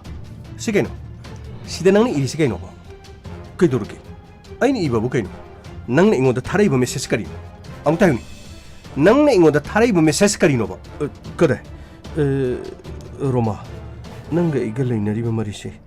na khoi gi nabung chingkhai di khanghan ganu ko sibu aina phagi dorga ina thabani kari phagi dorga thabani ba sibu phagi ro nanga iga tinarga asuklu na chak pukham amada chaminarga aige chonupi binangna adu mai khanbro topkono adu mai khanbra ba yarisi ai soigre ba kari soiba kari soiba adu yabro ichanupi acha yarisi chiga yarisi ai toro ba dinarga dumala chachado chalakaro ai chonupi dudi na chonupi ne khanmang ngada ba shagi lamchato chali dikirigino ha shagi lamchato chakki khali gaigino nangi nabungna asumna ibu mahana thina phugi aishu ikai nuksi yana badagi nangondagi pamda aina khajik tang lapthoki nangi nabungni yana na bagi damak aina nangondagi lapthoki chong sir grino yaragadi sir nomina ko kapa ga halaji ba sir ai yaro lobi masaji no mai pangan karan tarkunu gamai sir kari kana ne suguma phattaba mi singsti ko ha to kuna phatro sir kari ne lebak malayam lum nan bani karino Sri Krishna gi avatar gi damaina torga karino sir kar ha to ko yaro idro sir adu gi wana tini gamai langno chalo asomaning chalo ason chingina chalo ason chingin chalo as sir opere sir asom do horen chen toro ge de side lum dum ka pa gi sir gamai sorry sir law nang som de leo nang si de leo na ko yate som chalo pari sir na khoi gi na bung na khoi gi na bung nei ba ne gi nung sina bo lap na len adubu nangbo dinoga nanga mukhang naki aduga kanghodana dinona poduna chatki aina matam kuina dagi nangbu sangjarak aina matam kuina dagi nangbu sena chaduna laglaga dinona poduna chatki aduga dinona nangbu tina puraki dinona tina puraklabadi nang napamda kok lakataba natro adugi mota nang na napamda lakiti mado nangi nabung na chalaga dinobu warak aina waroki madadi nangi ga leina ma mari dusu nangi nabung na thadali dino na purak pudusu nangi nabung na themjalaga na koini kaina dana basinki adu rabati nangna kaina duno la labadi nangi ga thungna ba hebadu soitre nangi ga lambi da hujikti kana matani get pina balaitre se nangi nabung do mak chakre ꯑꯗꯨꯔꯕꯗꯤ ꯅꯪꯒꯤ ꯅꯕꯨꯡ ꯂꯩꯇ꯭ꯔꯕꯅꯤꯅ ꯅꯪꯒ ꯑꯩꯒ ꯊꯨꯡꯅꯕꯗ ꯀꯔꯤꯁꯨ ꯀꯥꯏꯕ ꯂꯩꯇ꯭ꯔꯦ ꯀꯩꯅꯣ ꯗꯥꯇꯤꯄꯛ ꯅꯪꯅ ꯍꯥꯏꯗꯨꯕꯨ ꯀꯩꯅꯣꯕ ꯅꯠꯇꯦ ꯗꯥꯇꯤꯄꯛ ꯅꯪꯅ ꯈꯜꯂꯤꯗꯨꯕꯨ ꯀꯔꯤꯅꯣꯕ ꯑꯩꯒꯤ ꯄꯨꯔꯣꯏꯕ ꯂꯩꯔꯤꯌꯦ ꯑꯩ ꯀꯅꯥꯁꯨ ꯀꯥꯏꯅꯕ ꯉꯝꯃꯣꯏꯌꯦ ꯀꯩꯅꯣ ꯗꯥꯇꯤꯄꯛ ꯅꯪꯅ ꯍꯥꯏꯗꯨꯕꯨ ꯑꯗꯨꯔꯕꯁꯨ ꯅꯪꯒ ꯑꯩꯒ ꯂꯩꯅꯔꯤꯕ ꯃꯔꯤꯁꯦ ꯅꯪꯅ ꯃꯇꯝ ꯑꯃꯗ ꯑꯩꯒꯤ ꯅꯤꯡꯕ ꯊꯨꯡꯍꯟꯕ ꯉꯝꯗ꯭ꯔꯕꯁꯨ ꯍꯧꯖꯤꯛꯇꯤ ꯅꯪꯒ ꯑꯩꯒ ꯄꯨꯟꯁꯤ ꯆꯦꯠꯅ ꯂꯩꯃꯤꯟꯅꯔꯁꯤ ꯅꯪ ꯗꯤꯅꯣꯕꯨ ꯊꯥꯗꯣꯛꯑꯣ ꯅꯪꯒ ꯑꯩꯒ ꯅꯨꯡꯉꯥꯏꯅ ꯍꯤꯡꯃꯤꯟꯅꯔꯁꯤ ꯅꯪꯒ ꯑꯩꯒꯤ ꯂꯝꯕꯤꯗ ꯌꯦꯠꯅꯕ ꯀꯅꯥꯃꯠꯇ ꯂꯩꯇ꯭ꯔꯦꯗꯅ ꯍꯧꯖꯤꯛꯇꯤ ꯅꯪꯒ ꯑꯩꯒꯤ ꯂꯝꯕꯤꯗ ꯌꯦꯠꯅꯕ ꯀꯅꯥꯃꯠꯇ ꯂꯩꯇ꯭ꯔꯦꯕ ꯁꯤ ꯊꯥꯗꯣꯛꯁꯦ ꯌꯥꯔꯣꯏ ꯂꯥꯛꯑꯣ ꯆꯠꯅꯕ ꯇꯧꯁꯤ ꯍꯥꯏ ꯅꯈꯨꯠ ꯊꯥꯡꯒꯠꯂꯣ ꯅꯈꯨꯠꯇ ꯊꯥꯡꯒꯠꯂꯣ ꯍꯥꯏꯕ ꯏꯟꯗ꯭ꯔꯕꯗꯤ ꯅꯊ꯭ꯋꯥꯏꯗꯨ ꯃꯥꯡꯒꯅꯤ ꯁꯔ ꯀꯣꯏꯁꯜꯂꯣ ꯅꯨꯄꯥꯁꯤ ꯒꯥꯔꯤꯗ ꯍꯥꯞꯆꯜꯂꯣ ꯑꯗꯨꯒ ꯅꯪꯒꯤ ꯍꯦꯛ ꯂꯨꯅ ꯇꯤꯟꯅꯔꯤꯕ ꯅꯃꯥꯟꯅꯕ ꯆꯤꯡꯈꯩꯕꯨ ꯃꯇꯧ ꯀꯔꯝꯅ ꯍꯥꯠꯂꯦ ꯍꯥꯏꯕꯗꯨ ꯅꯪꯅ ꯑꯩꯈꯣꯏꯗ ꯍꯥꯏꯒꯗꯕꯅꯤ ꯅꯪꯅ ꯔꯣꯃꯥꯕꯨ ꯀꯧꯏ ꯍꯥꯏꯕ ꯄꯥꯎ ꯇꯥꯕꯗꯒꯤ ꯔꯣꯃꯥꯕꯨ ꯑꯩꯈꯣꯏꯅ ꯃꯐꯝ ꯑꯁꯤꯗ ꯊꯑꯣꯏꯅ ꯊꯥꯕꯅꯤ ꯔꯣꯃꯥꯒ ꯅꯪꯒ ꯎꯅꯔꯕ ꯃꯇꯨꯡꯗ ꯅꯈꯣꯏꯅꯤꯅ ꯉꯥꯡꯅꯔꯤꯕ ꯋꯥꯐꯝꯁꯤꯡ ꯑꯗꯨ ꯇꯥꯔꯒ ꯑꯆꯨꯝ ꯃꯔꯥꯟ ꯀꯔꯤꯅꯣ ꯍꯥꯏꯕꯗꯨ ꯑꯩꯈꯣꯏꯅ ꯂꯦꯞꯄꯦ ꯆꯤꯡꯈꯩ ꯀꯅꯥꯅ ꯍꯥꯠꯄ ꯃꯇꯧ ꯀꯔꯝꯅ ꯍꯥꯠꯄ ꯆꯤꯡꯈꯩ ꯁꯤꯔꯕ ꯃꯇꯨꯡꯗ ꯀꯅꯥꯅ ꯈꯨꯗꯣꯡꯆꯥꯕ ꯐꯪꯂꯤꯕ ꯄꯨꯝꯅꯃꯛꯁꯤꯡ ꯑꯗꯣ ꯂꯣꯏꯅ ꯈꯪꯒꯅꯤ ꯒꯥꯃꯩ ꯁꯔ ꯅꯨꯄꯥꯁꯤ ꯒꯥꯔꯤꯗ ꯍꯥꯞꯆꯜꯂꯣ चलो गरीदा चलो ने अस करीनो थबक तौगिनी चलो ने चलो अंदक्ति करीनो गामई की थबक से यामना लेदे को वातिन न चुम्मा कांदा सेंग मदो लोइन हाइदोरक पतानी ने को चलो यानो नुंगाइगे दोरिदा लाकले inspector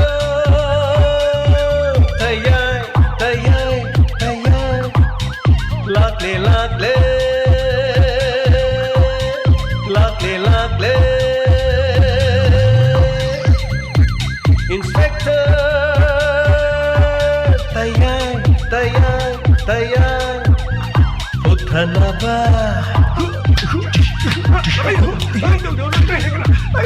Kanbinaba Thank you sir Welcome Uthanaba Kanbinaba Inspector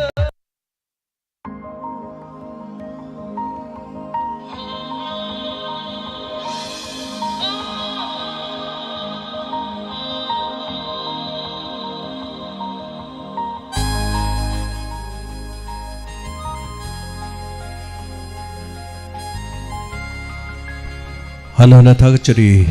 Ngasigi Inspector Tayai Chatrukka Tarasuba Tangkakta Tabiriba Singh aduga mayamna pibirakpa feedback amade comment khara pajabagi tanjada logjagi aduga masagi nuksiraba chama birthday tariba sigi damota su ahan mada yai famangol mayam changdana piminasi chani sigi Okram Sweetie Datar of Okram Ombi Surdhaina Amadiyasha Tawa Ningombam Haibi Makong Many happy returns of the day Nungaira by Pong no Midasigi the Mark Yapaba Bijari Nungai Yapaba Punchi Nung Sangba Oibiu Chanupi Okram Sweetie Okram Nungsi Tombi Datar of O Surchan and Manishori Tawa Ningombam Haibi Makong Many happy returns of the day. Nungairaba ipong nomit. Asigi damak yaipa mangol pijari pungsi nung sang boy biu. Ngarang isa sing asigi birthday sing ngarang tabani. Aduga kara atheng ba birthday thai tare ngasi pauba ung baro pauba de dum oibani. So related birthday. Ngarang si pira aga koigi sanjay chaikom na pathok pada. Chap mana boining dana paho da bai tare madugi damakta family na pina na bano lukchari adu ai mai kai te so haija kre koina soi khiba dugi damak aduga ai so out of station ngarang di oijaba adu na maram oiraga haija batare so masi so out of station oijabani ngasi so program ama yam luba mayam na hena khangbiraba gyanan gi magi program ama Magi Academy ma Live Fame Academy hai tare film pamjaba acting pamjaba madugi thoroma khaki competition ma aisi yaujaru bane anti theater da madu hala kanda inspector tayai sin nangna bohona badanga si pungkhai ma thengda jakre masigi damak to miyam nanga piu program dune yamanda badagi hai tare ada gari se loina phunjan gi dina chatpa phang da thokpa ya da dana leiraba haitare aduna kitang awaba oikre ngasi se thank you so much mayam punama kadubu thenga su thengna ungkhai ma thenga ga su miyam gi dama khodol tamjaba aduga miyam na nuksina aduga masing yamna thoromasi tabiba sigi dama hainingai leitane kai khumna jari kok non na kurum jara khanda miyam punama pu ikok no na kurum jara ikai khumna jabadu uchari chauba haubam manipur gi manungda atangba kok paliba oi thagat piredo James Haigrujam angakpani nahaki wakhalon karamba matamda iraga monologue sanaba karamba matamdano adubu nungtigi atay atay thabaksu amuk chatpa nahakse pura yai ko na habire thank you so much kari haidu nasibo thank you haitare ne ko thank you natano pai later thagachari khangbiba aduga ikhoina wajaba tawjariba kharase haitare aduga so masigi waroisin kharadi dum leire waroisin si leiren khanbe yare so masi minute chodum 50 hele so thank you so much thagachari boy job thagachari romila loitomam thagachari amde side khan thagachari papa pukrambam thagachari birchandra ayekpam inspector te ngasi yamna fajaina takpirako bibi maibam warisi yamna nungai ngasi di fattaba mi fare gangmai dialogue tabda nungai jai ngasi di ngai bele krawai yes bibi maibam waru bibi yati ko ai kitang sengdok chakre aduga ai sagi ona so health se ai pallaroi na dum pandrabane haitare so khudanga si dabi khotbi tawbdo sum khar sum tawe thabak ti aroi bi oiba adagi sangna haitare ko khoi sidagi imphal bok chatpase pung amadi dum gari thauri ni wari bo gari khar komagadi minute nifu haitare khara chillagadi dum pung amadum change pung ama just mai sam drive tawdoini dum thawdoini then halakpusu dum thawdoini kok to so tension haitare so anyway ingonda na hanoma askarino driver ma thamu yadre aina driver ga thamaga tawdo yam chaujaba manbado haitare sana dum tawdo haitare ada ine khalle chumti chumjane ador dei gari da so pothara lagni ko gan khanbasu dum yawi haitare ko aduga adum chumbachu chumme haitare so tenjin jara kan so thank you so much Komantem Rajan thagachari am the side Romil side thagachari aduga bam ibem han devi thagachari jiten okram congratulations sir tapire thank you so much Priti maibam TAYAI gi isai se tadaba koire Priti na tabi dabo ram nukti gi dum thai haitare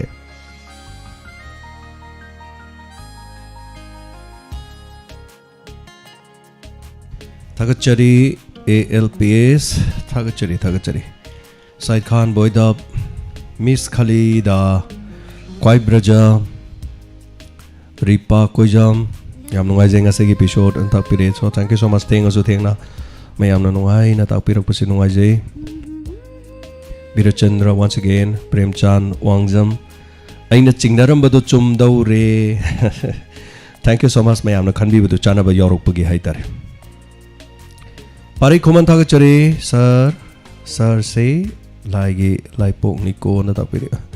onthok pani pari thagachari pari hoy mayam sum nungsi bibage haibi bane ai chama nai karim to ujedi ai karim ta kana dagi karim ta hen ba leijedi na nai nei ton jabani na haijage ko thagachari chenau sing thagat piba adubu daina khairak pam thagachari pi birthday rameshwar mangang mi fattabagi hidak leite haiba duniya chumani ngasi si khara theng male thengi sir rameshwar ai sengdok chakre thengbagi maram se ai namtang pung taraga mathoi tarak pagi sodai dai namtang chak cha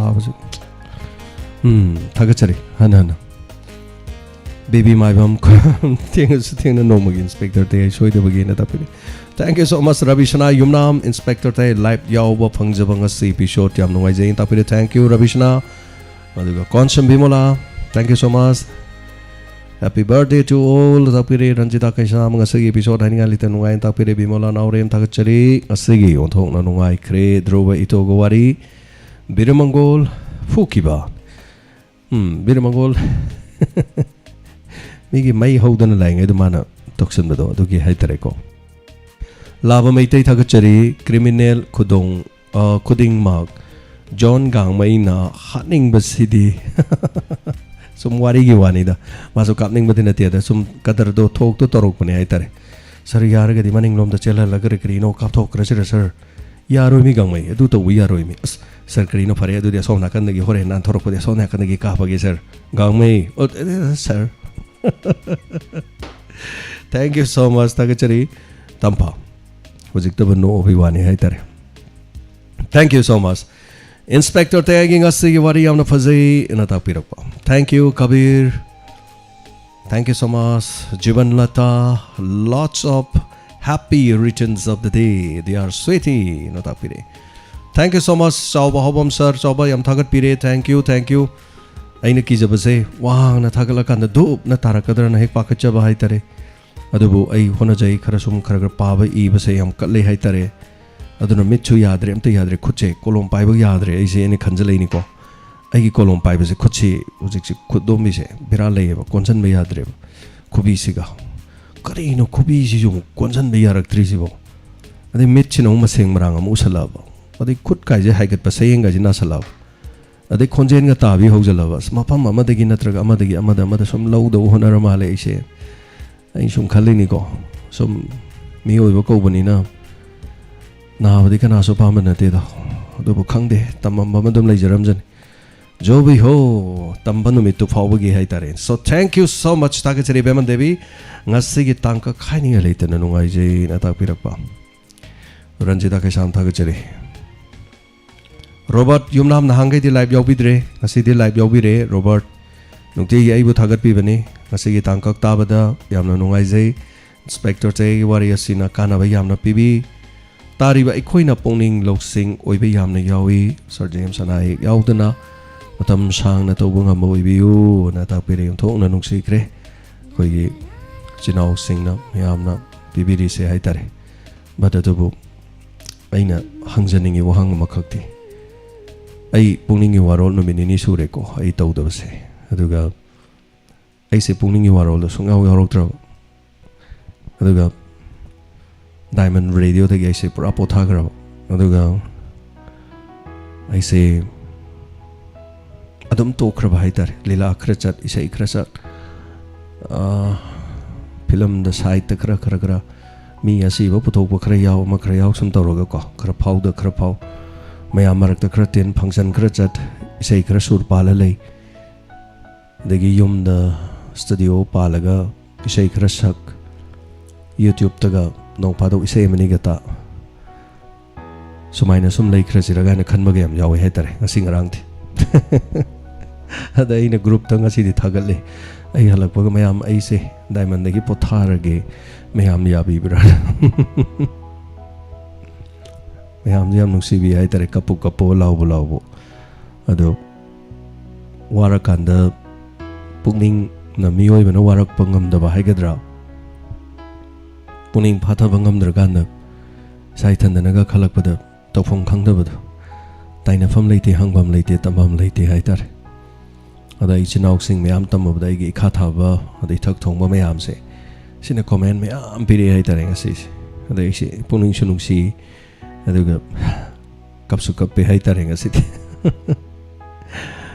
nungsi bibagi wani meam na nungsi ge nungsi robda mi changa mangai lising mangai ai sum khanjari ni ko punsi je dum lui lai de thabak thoro mayam se adoni ga sai ito drobagi daga tawrit khallubana ama oirakpana ama gani sai ma leidana ko na punsi da dum it's dum thoi dana mayam so thank you so much kitang awaba da aina share tawjaki smai tawdana aduna yawbiri ba mayam daga hoi kanam karim khangi da basu yai adubu thorom sibu nungai na tabi basing na di nungai kida basu yai kanana khangba ko anyway tamangam de tangkak punsi gi puri ba mai kai ga du da chat pata mane kanada taina rugani Subhash Chandra Singh thagachari tamong asidi live yawbungam jari suti oibanina na ta pire dubu hayeng de recording oina ta batari numit khudingi imaga loina na recording ta jai aduga tamong asidi lok thungba male na de yekta boibiyo Subhash Chandra ai lok thungba di kuire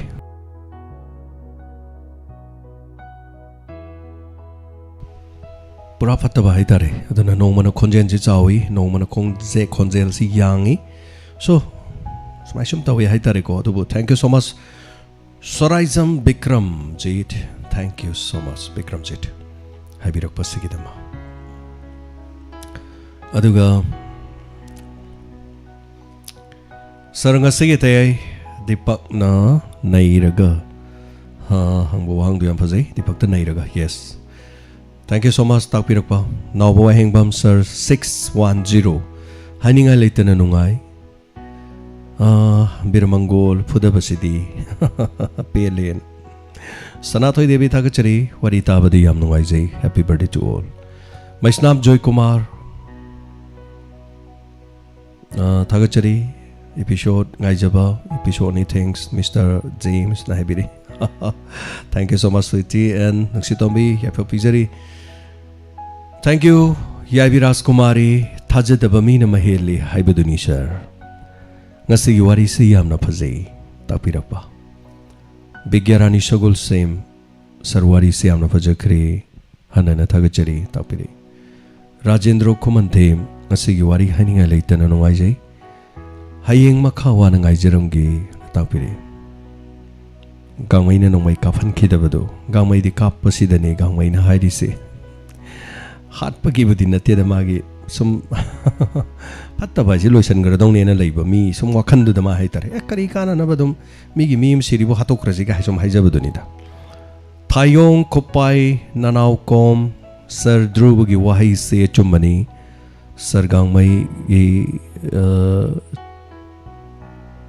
Chariga karam ba matam shida koi ba okay yahondori no yaroi dobra singkhai ki wafam su chommi amarom da de lali aseng mani sar thai gi topic point pamjai so thaga chori Kopai now Dhruv gi wahai chumanga tani narang Saritana gold medal lori asu Manipur da harauraga yana chongkhat pa miju kana yarong ga again kanam yaudam nit aiju chongkate aduba ai like khradi tawe haitare like na khradi namme mina mera bai si ek thagalakpa khoi gi kano ngai haitare photo ngai ai like na namme Vidya Lakshmi adu leisabi ne ba moido khoi sidana leisabi me amjina masai to na haibadu dum tek toro jo koi toro dum thaga lei tau dong ni ko phajai leisabi me chana ke dena krai ke den heng ma ura kan to bu sum yam yawe mit yam nai dena ado leisabi oring ai to bu dum phajai hai tare adu bu to gu da bani ngau bu su ngau gani lang su lang gani niom chum na lang gani niom chum na loina mak lang bu loina yai adu ga loina chat pi yai adu ga sana le pak se gi gold medal ama purok pasu ka shum kai dev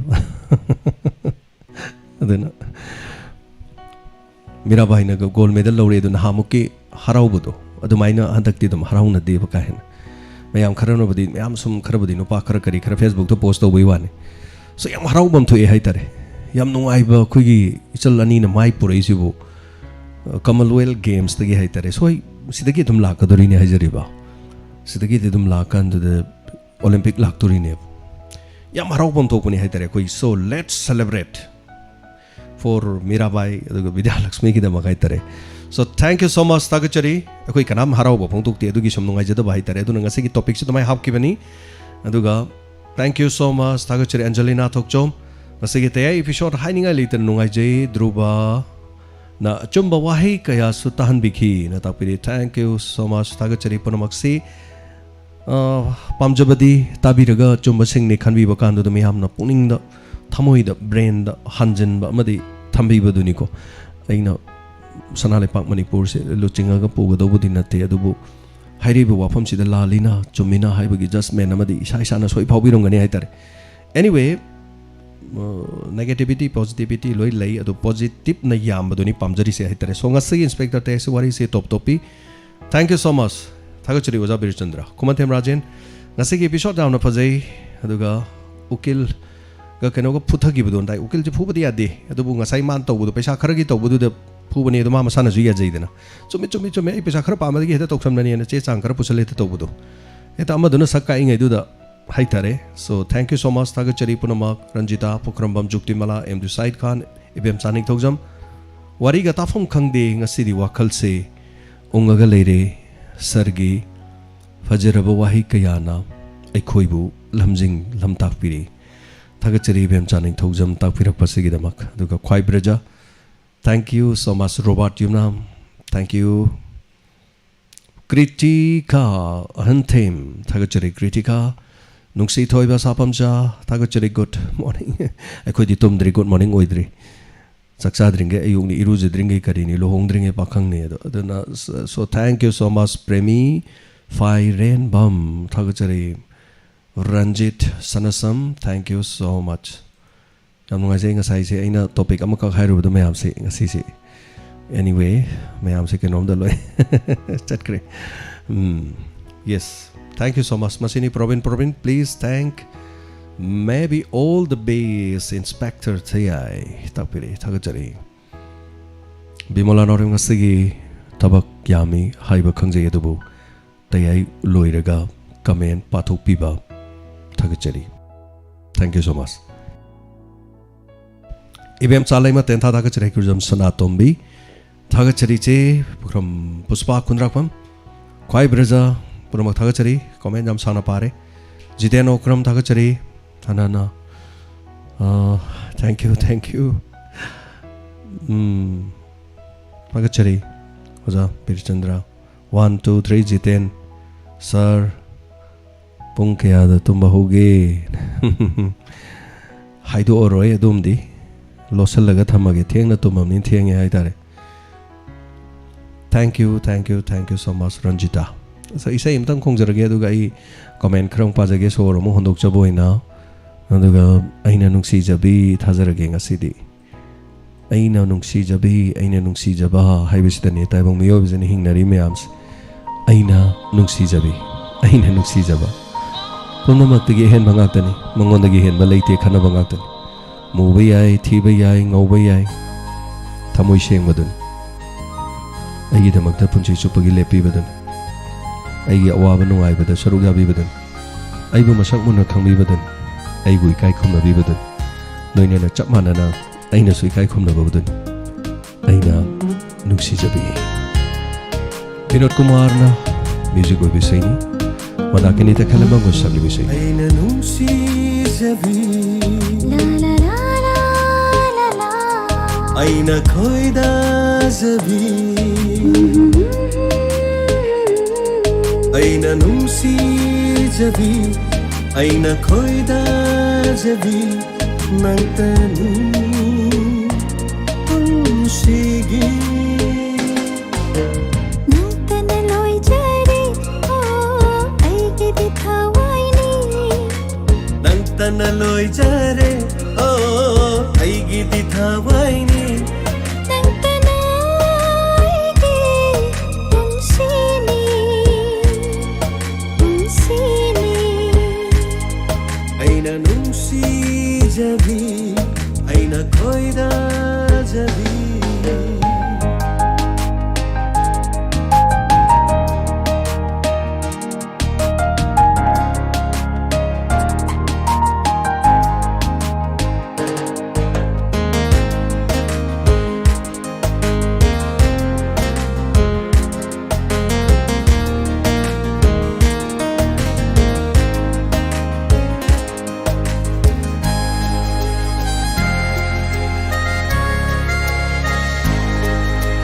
Musiba mai tho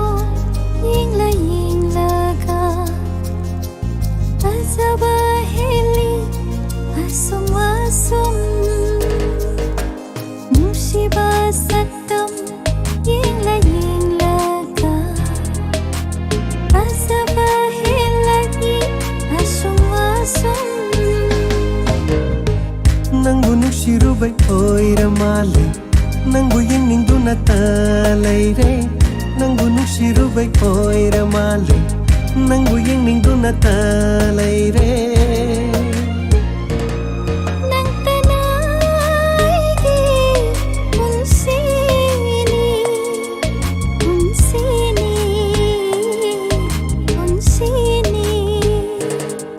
ꯑꯩꯅ ꯅꯨꯡꯁꯤꯖꯕꯤ ꯑꯩꯅ ꯈꯣꯏꯗꯖꯕꯤ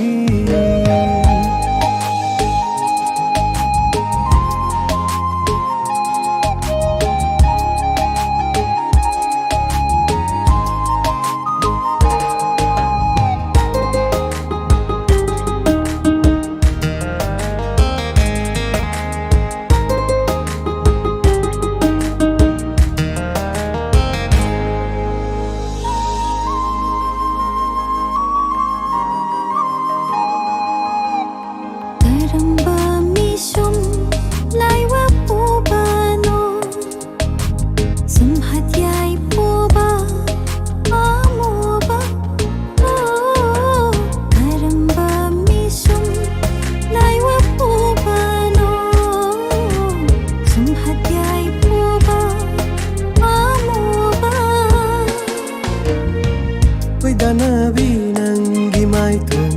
Wai rau nabi nangi misna Wai da nabi nangi mai thong Wai rau nabi nangi misna Nangi wahida ngau rabini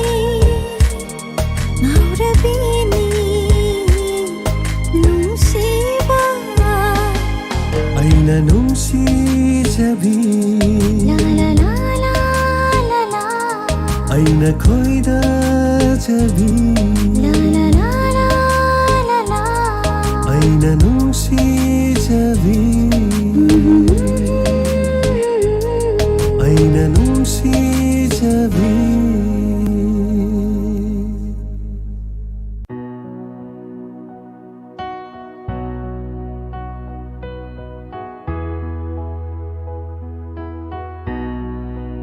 Thank you thagachari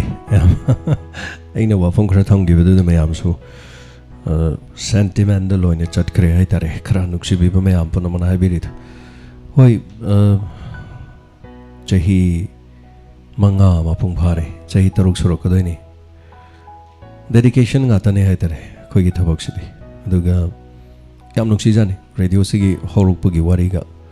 nuksi ba manipur da blockade taruk pa matam thau petrol da lupa chani ga marfu da thau halakpa dagi thorom se 16 hours lep tana bo honarakpa mayam dagi stop yam nokjari ba sing kaya ga loina na horakpa launarakpa oinaba haitare hojik su karim oidri adum akoina honari se chama gi manung na 0.5 haitare adai muktani yamna kariguma khara hana leiram da bani na haitare so khara ji oirak na bahona basi awabani masi punamak si tabiriba mayam punamana loina support torok paduga radio se khakna support to badi ngamam de haitare 2018 dagi thorom si koina khosem live haitare nungsiraba aigiri dum ishenupa haitare khosem ge khoi tobiri bishanupa ani मखोगी मतंगदगी radio सगी app चलाइदन मणिपुर की मफम खुदिमक्त नतन पृथ्वी की मफम खुदिमक्त ताब याननबगिदमत रेडियो सगी ऐप अमा सेम की माई पाखी हौजिक सुस्टिल में आम ताबिरी से खुद सेम लाइव नॉट ओनली रेडियो खतनते सीधे कोई तोंगा तोंगा बेबेट भारती अदे अते मणिपुर की सुअते अते रेडियो खरसु यावी हाइतारे अदुगी मतंगदगी 2019 की August thada ai YouTube live streaming dawbane Manipur de ihan han mane ai tare so ihan han ba jam pamjai ai tare adu ihan han mani jam pamjai ai wakhan da ko kaiso kai de madumang na kaiso budi leite aduga so ihan han ba radio app ihan han ba YouTube live ihan han ba Facebook live kain tawbu do ai tare si mayam sidagi mayam na support to birakanda radio da thariba signal si loina trasu mayam na loina support to birakpani haitare so yam nuksi khara wari khara ngasi di puning khara nuksi dana share to wajani so thank you so much thagachari mayam punchi chupadi leiwe hadong nate mafam amada taibang miyobagi khongchati poklabadi sigani aduna lakani khalle sometimes aina ga khalle nongmadi अखोइदगी हेन फबा अहिबा दे मतिक चाहबा well experience अदुगा iramdam sigi yam kathokpa ngamba yam dedication adaga voluntarily tawba yaba haidare so sidi yam oijaba leite ba community radio the kathokpa ngaktane nongma lakani nongma chakini but adubu thamami ba mayam punamak haitare ko aina ga ojai khoi interior design tori manung ga se aina khallini ngasi tong tong tong tong yopi yeri se yeri ba yopi du de dum lehok dorim ne khoi di chat ki du So thank you so much. Tensin jage mathang isai nungi murti so tapire so thagachari Ranjita Kaisham. Thank you so much. Maisnam Joy Kumar COVID-19 gi maru oiba amma oina Mr. James gi oh nungai tap so ingon da su thokre. Okay. Yes. COVID ki effects ni lady je hojik se aduna khuda anga ji sida han bi ko imana popai tau da thaba ka ji jam tawi hai tare. Thank you. Lakchani yengjani adu mathang yenge kitang corona chi phabaga tangai phadradi mapalam daga chalaga kitang yenge ga khanjabane do swai de orasu yai amorasu yai so thank you so much machin agi obe wari ni kitang mayam da aduga yabi Rajkumari Sir James ki talent chi pura arroi bini hari thank you Sir James nganglak pase tajari bai khoina puning lok sing yam no oi na tapire thank you Jiten Okram TAYAI gi se Thengla ka phajabe heli thank you so much Jiten aduga Shamjai Singh thank you Romila Loitongbam thank you Ibem Chalaima saranga sig episode miat pachingkhai tapire thank you so much Sangming Phao saranga sig wari nungai re do hakchang nungai te tabdu nungai te yes hoi phajarak chani da dum ai singa sai jo trainer ma hai tare yam kana dilap tabu ko khoi sai de angang gym taw trainer lei ai ho je pung khrak kangi je asi khan lok thok pa yadra kain hangoi ni nga sai ga se si yani hai dam ai thabak mata si ko so na ba je kitang pharadi kitang chong ba phan ba khara su taw ba dakha lei weight se 7 kg hengal le hai tare so apha ba thabak na te miam hakchang weight control to biu so tamobi chirom thak chare thank you so much sana tombi sarmunai lapam si wari khara hai bi rakpa do puning yam nong si am nongai te sida hai re hai da okay so kai de thank you so much aduga tingo Jamjoy Chandra thank you Virat Chandra Miss Khalida namchilu gonmai ngasi gi wari yamna nungai mi hatpa puthok pa sisu yamna nungai sa wari su wa mai kita maksar bu oh isor kurumjari tapire namchilu thank you namchilu ni irakpa message se sigida mak thagachari hanana so tension jarkan di sai matang mukudul tamjage comment yam irakre sanatam bi samrai lapam sunga yaroi wakal du thadu piu sir koi me yam manung sibiu na tapire hoi sum khalli ba hai tare aduna ise puning warol to oge adagidi inspector TAYAI jamani to ronge aduga ise potharage aise agi lambi imda chatkrage sine ni hojik lepis aduna lok tawrabadi ising do insang do sogri tawi gano oi mai pema sogri jina chabada khara nungai tawni sar Birachandra so puning nungsi be sai imta khudol tamjage Nanggi wahai kayana leihoring asidi thamoida kabangamdana sontara thamai himlamba awanungai kayana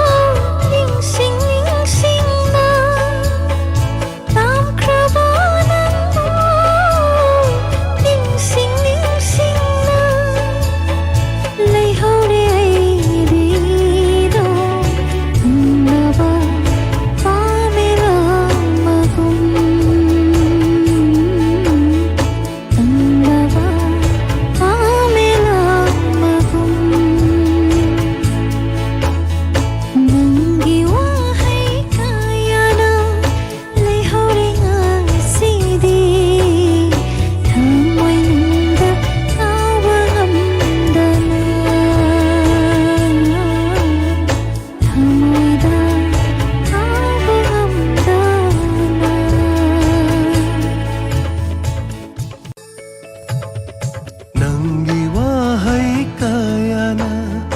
leihore ngasidi thamoi nungda kawangamdana sontara thamoi thêm lambi awano ngai kayada thêm lambi karigi ai bot latnari changela unsi se nangi changela unsi se nangi nangi wahai kayana nangi wahai kayana leihore ngasidi thamoida kawangamdana thamoida kawangamdana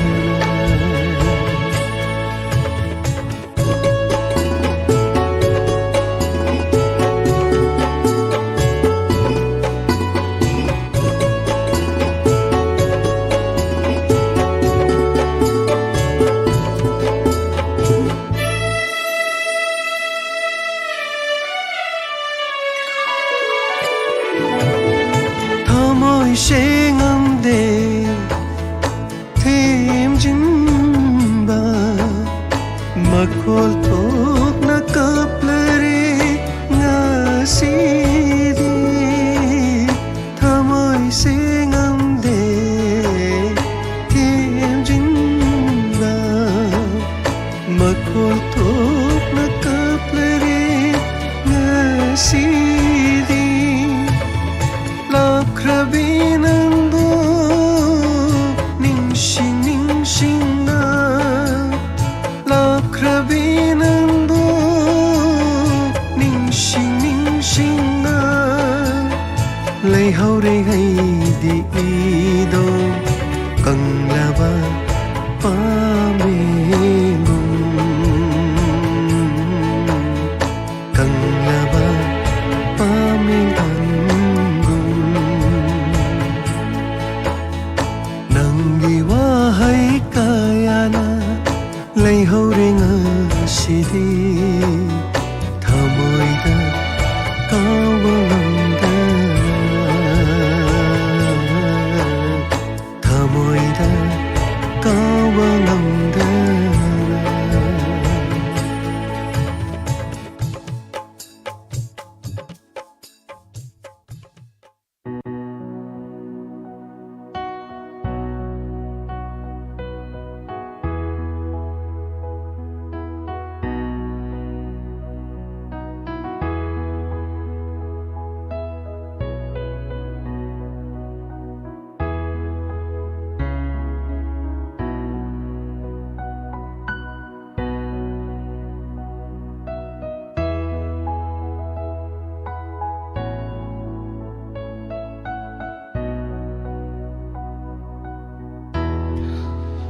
Thagachari hanana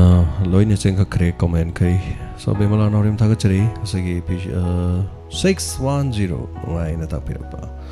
thagachari hanana Robert Binodini Komdram sir punsi se nungsiba awabagi mapai su loiba leite dumak khangba haibasina miyoi bagi lengdraba lan oiba tabani yes thagachari suniti wala lai mayo thank you so much ngamaktabani da thabak mayam se sum ngamaktaba thabak sum yamak pani miga khana chaina ba do dai wana te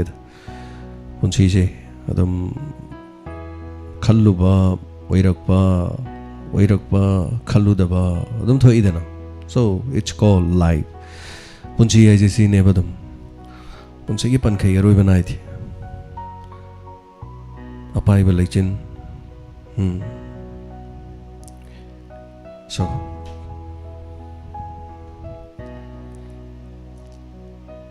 IBM Sonic Thogjam, thank you so much. Tagachari Jitano Kram Tagachari. Nanaukom sir comment loirani live yauba 15 sure comment pathok pirakpadi masing yamdri so isai gi mota comment krem pabiu isai na mani dang thapya mayamna du comment paring de sei thara se harak pusudum yawida anyway kasho kai de thaga chari kasho hai tare so thank you so much topic adum ko change daura se dum topic change thamoi singam de themjin ba makhol thokna kap laring asidi na isai mayek to thank you so much thaga chari beman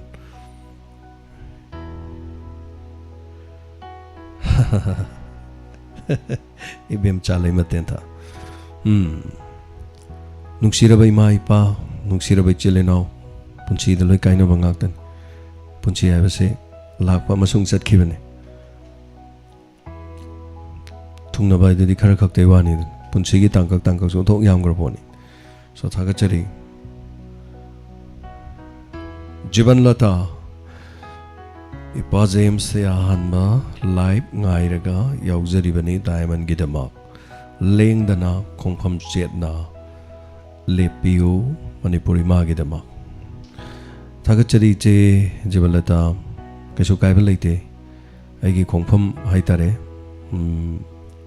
awana gidama kathokhrabani punchis adu hoi masimak haina waba khudimakti pang mangamde ko ade khoisu ngasai gi kuber natamni na haitare ko mayam so dum khangbire awaba mateng panglinge da ama mateng pangmu harak yawi thamoi de am nungai thi pangkibaduna harau harau adum chalamgani pangba ngamhaudabaduna as michang mi khai nai na khanbiramgani asengbadi leitabani aduga awaba haibisidabu handak august ki ahanba chayoladi imung mari manga awaba mateng pangena khoina lepcharaga leiri sipunamak adum tawminasi kaisu kaiba leite punsigi tangkak tudi aduga sido bonatida adum hingini kharadi adum leigini gano so mafam kaida amada haitarene punsigi khongchat adum mayam punminaba yaba ngaktani jiban la tame che hanana thagachari adibam gana sham ngarangi program se nganna loibagi yamna wana leikhi adubu ngasidi nungai jai na takpire yes Romeo kangabam loiraga lerame yes Jalina sei suponi nungsiba Sir James ki wahi su nungsiba tapire thank you Robert ngasi aikoi bu thado laga chatpa ngamladro nana aikoi de na tapire Robert ai kesu hai tare ai pothagre na khallo so adum ai leini hai tare ai pothagre khallo ai adum leini hai tare samay adum hai rage ko ai pothagre khallo ai adum leini samay hai jarake so anyway thank you so much premlata sorokhaibam thank you so much tension jarage mayam se topic che change tawsi yadre adom da dum loina lak leire mayam ado thagachari Bobby Consum sargi wari ngasi lagla roidra khaluren hoi Bobby wari se to jira ngasi dage to oge ga namsu khaloram neis to oge da ngasi di wari se to oge matam khara to oga am kona tawrage ga namsu khalu batanja amsu yawruram ne adubu pung 12 ta sinki mayam ngai birami adubu leptana dum hona jai tokpai hada bani na haitar so sini wari abo odana loisilakpada isai matanga khudol tamjage tabiri mayamgi sije thengsu thenge thengbaduna haitare ko thagachari punamakta kathok chabai seima aigi punsigi hominarakpa haitare punsigi ihan han ba igi audio cassette nungi murti light corner imphal na matamada da puthok pigiba chahi kunga mathoi suru bisai 2014 da mohana seisiri make tor 2022 da puthok chabani konjel asina 2014 gi konjel nungsiraba chinnaw mayam punamak tabiri basing da kathok chari nangdi nungi murti nungi thamoi panbini nungi thamoi panbinabu nungsiba masak khangba hongabra nangdi nungi murti nangdi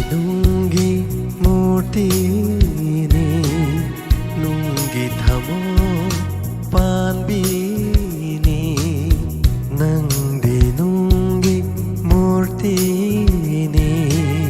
ꯅꯨꯡꯒꯤ ꯊꯃꯣꯏ ꯄꯥꯟꯕꯤꯅꯤ ꯅꯨꯡꯒꯤ ꯃꯨꯔꯇꯤꯅꯕꯨ ꯅꯨꯡꯁꯤ ꯈꯪꯕ ꯍꯧꯅꯕꯔꯥ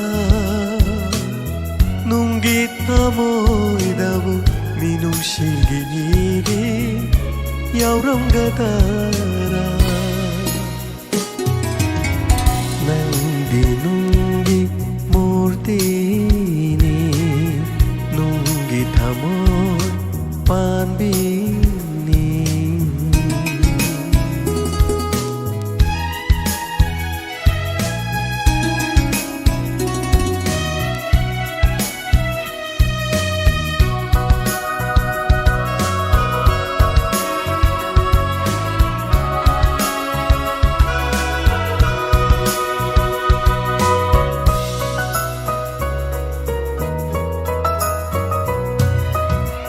ꯅꯍꯥꯛꯅ ꯊꯃꯣꯏ ꯄꯥꯟꯕꯤ ꯑꯣꯏꯔꯝꯂꯕ ꯃꯤꯅꯨꯡꯁꯤ ꯈꯪꯕꯤ ꯑꯃ ꯑꯣꯏꯔꯝꯂꯕ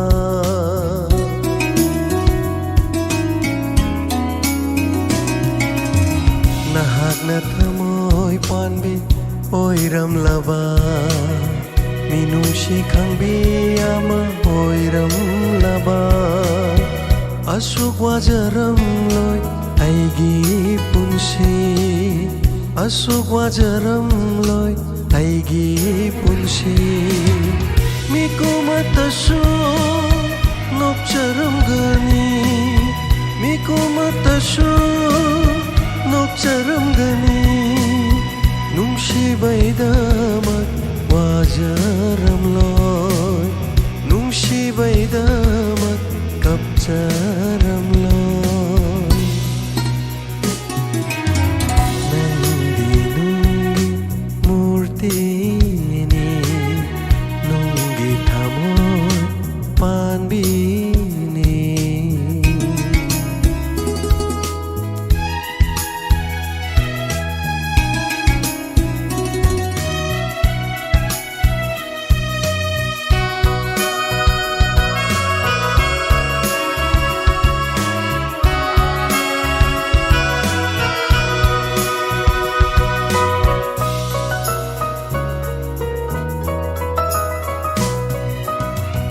Aduklo na ngay hay nakiba Unsigi luraba wapang dubu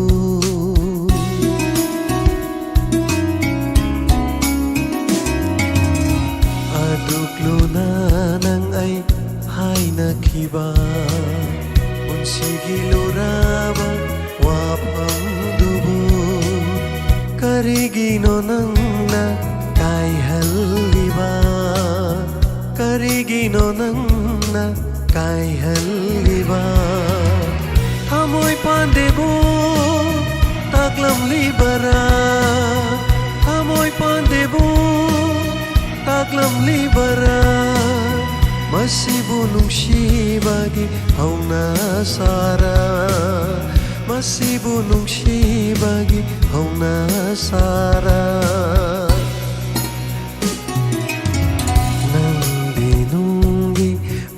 Tini nunggi thamoy panbini nunggi murti nabu nung sikhang ba hauna bara nunggi thamoy dabu minung sigiri yauram gatara nangdi nunggi murti nunggi thamoy panbini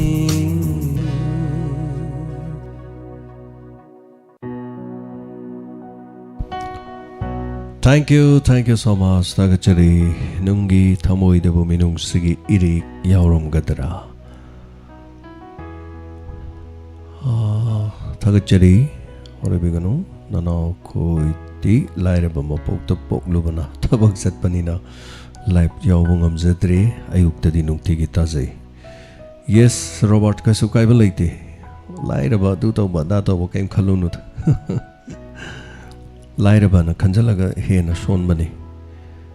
lairaba idudi laibaki wani haitare aina polokpada igi mung manungdu kairak yamna wangna tharamadi ai na khunbo idoineba aina polokpa kanda agi na hong babu sinnaba leiramdradi imungdu lairaba idoineba but agi ima pabung aduga ima pabung dugisu ima pabung haitare honabagi makhaloi pon bangaktani ngasi malemda leiriba pesa paira basingi moi wari history lirakpada mapa mapuna kairak tharamana yamani adugi mathakta kairak thadaba sumyam yawe badu aduna honabagi makhaloina poli haitare kaisu handaningai leite tambanga manateda miyoibagi laiba thagachari aduna Robert asangba matamda dum tabiu karimda gaiba leite asangbada tabibasu tabibani athengbada tabsu tabadang lore tadang tabiraga lore haitare thayong ngasidi ka thayong je comment nam ibire sir comment pabiro ke haini alite na thagachari tapire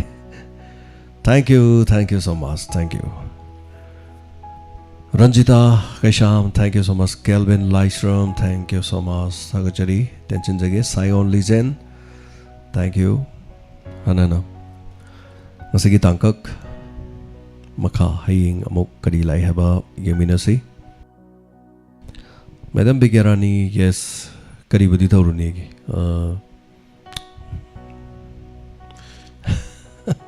mayam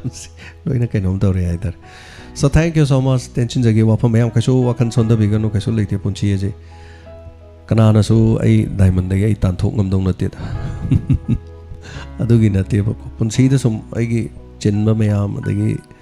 thoiba mayam ai tare ko punchi da sum thabak torokpada dum ishana ninghanna basu dum yaurei da namiyoi bani na ai tar but punchi da sumaina sometimes porok pasu dum yarok da na te adu phaugi da handak phorok pai tar adu phorei si mayam na dum khong da pun leigram ni ai tar mayam na khut pun birabani aduna ngamdri ne aduna tradi hai tare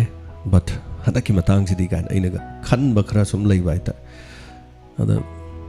has masibu wana to wa haitare kari oini kana sum khan baduni haitare so thank you so much sectional lemina se me am ponama kaduga covid ki laina su yam hengali so me am sectional lemina se nungaina aduga mang dana tumbiu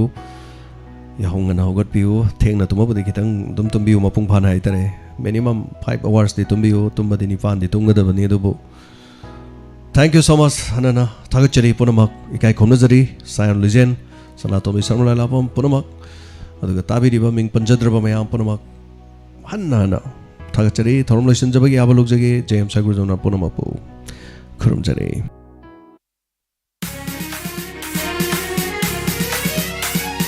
Laikhasuna sat laba laikolni Kanduk kayake itin famni Cheta balai traba Hachang di Hawaii Diamond FM Radio Diamond FM Radio 91.2 Diamond Radio Channel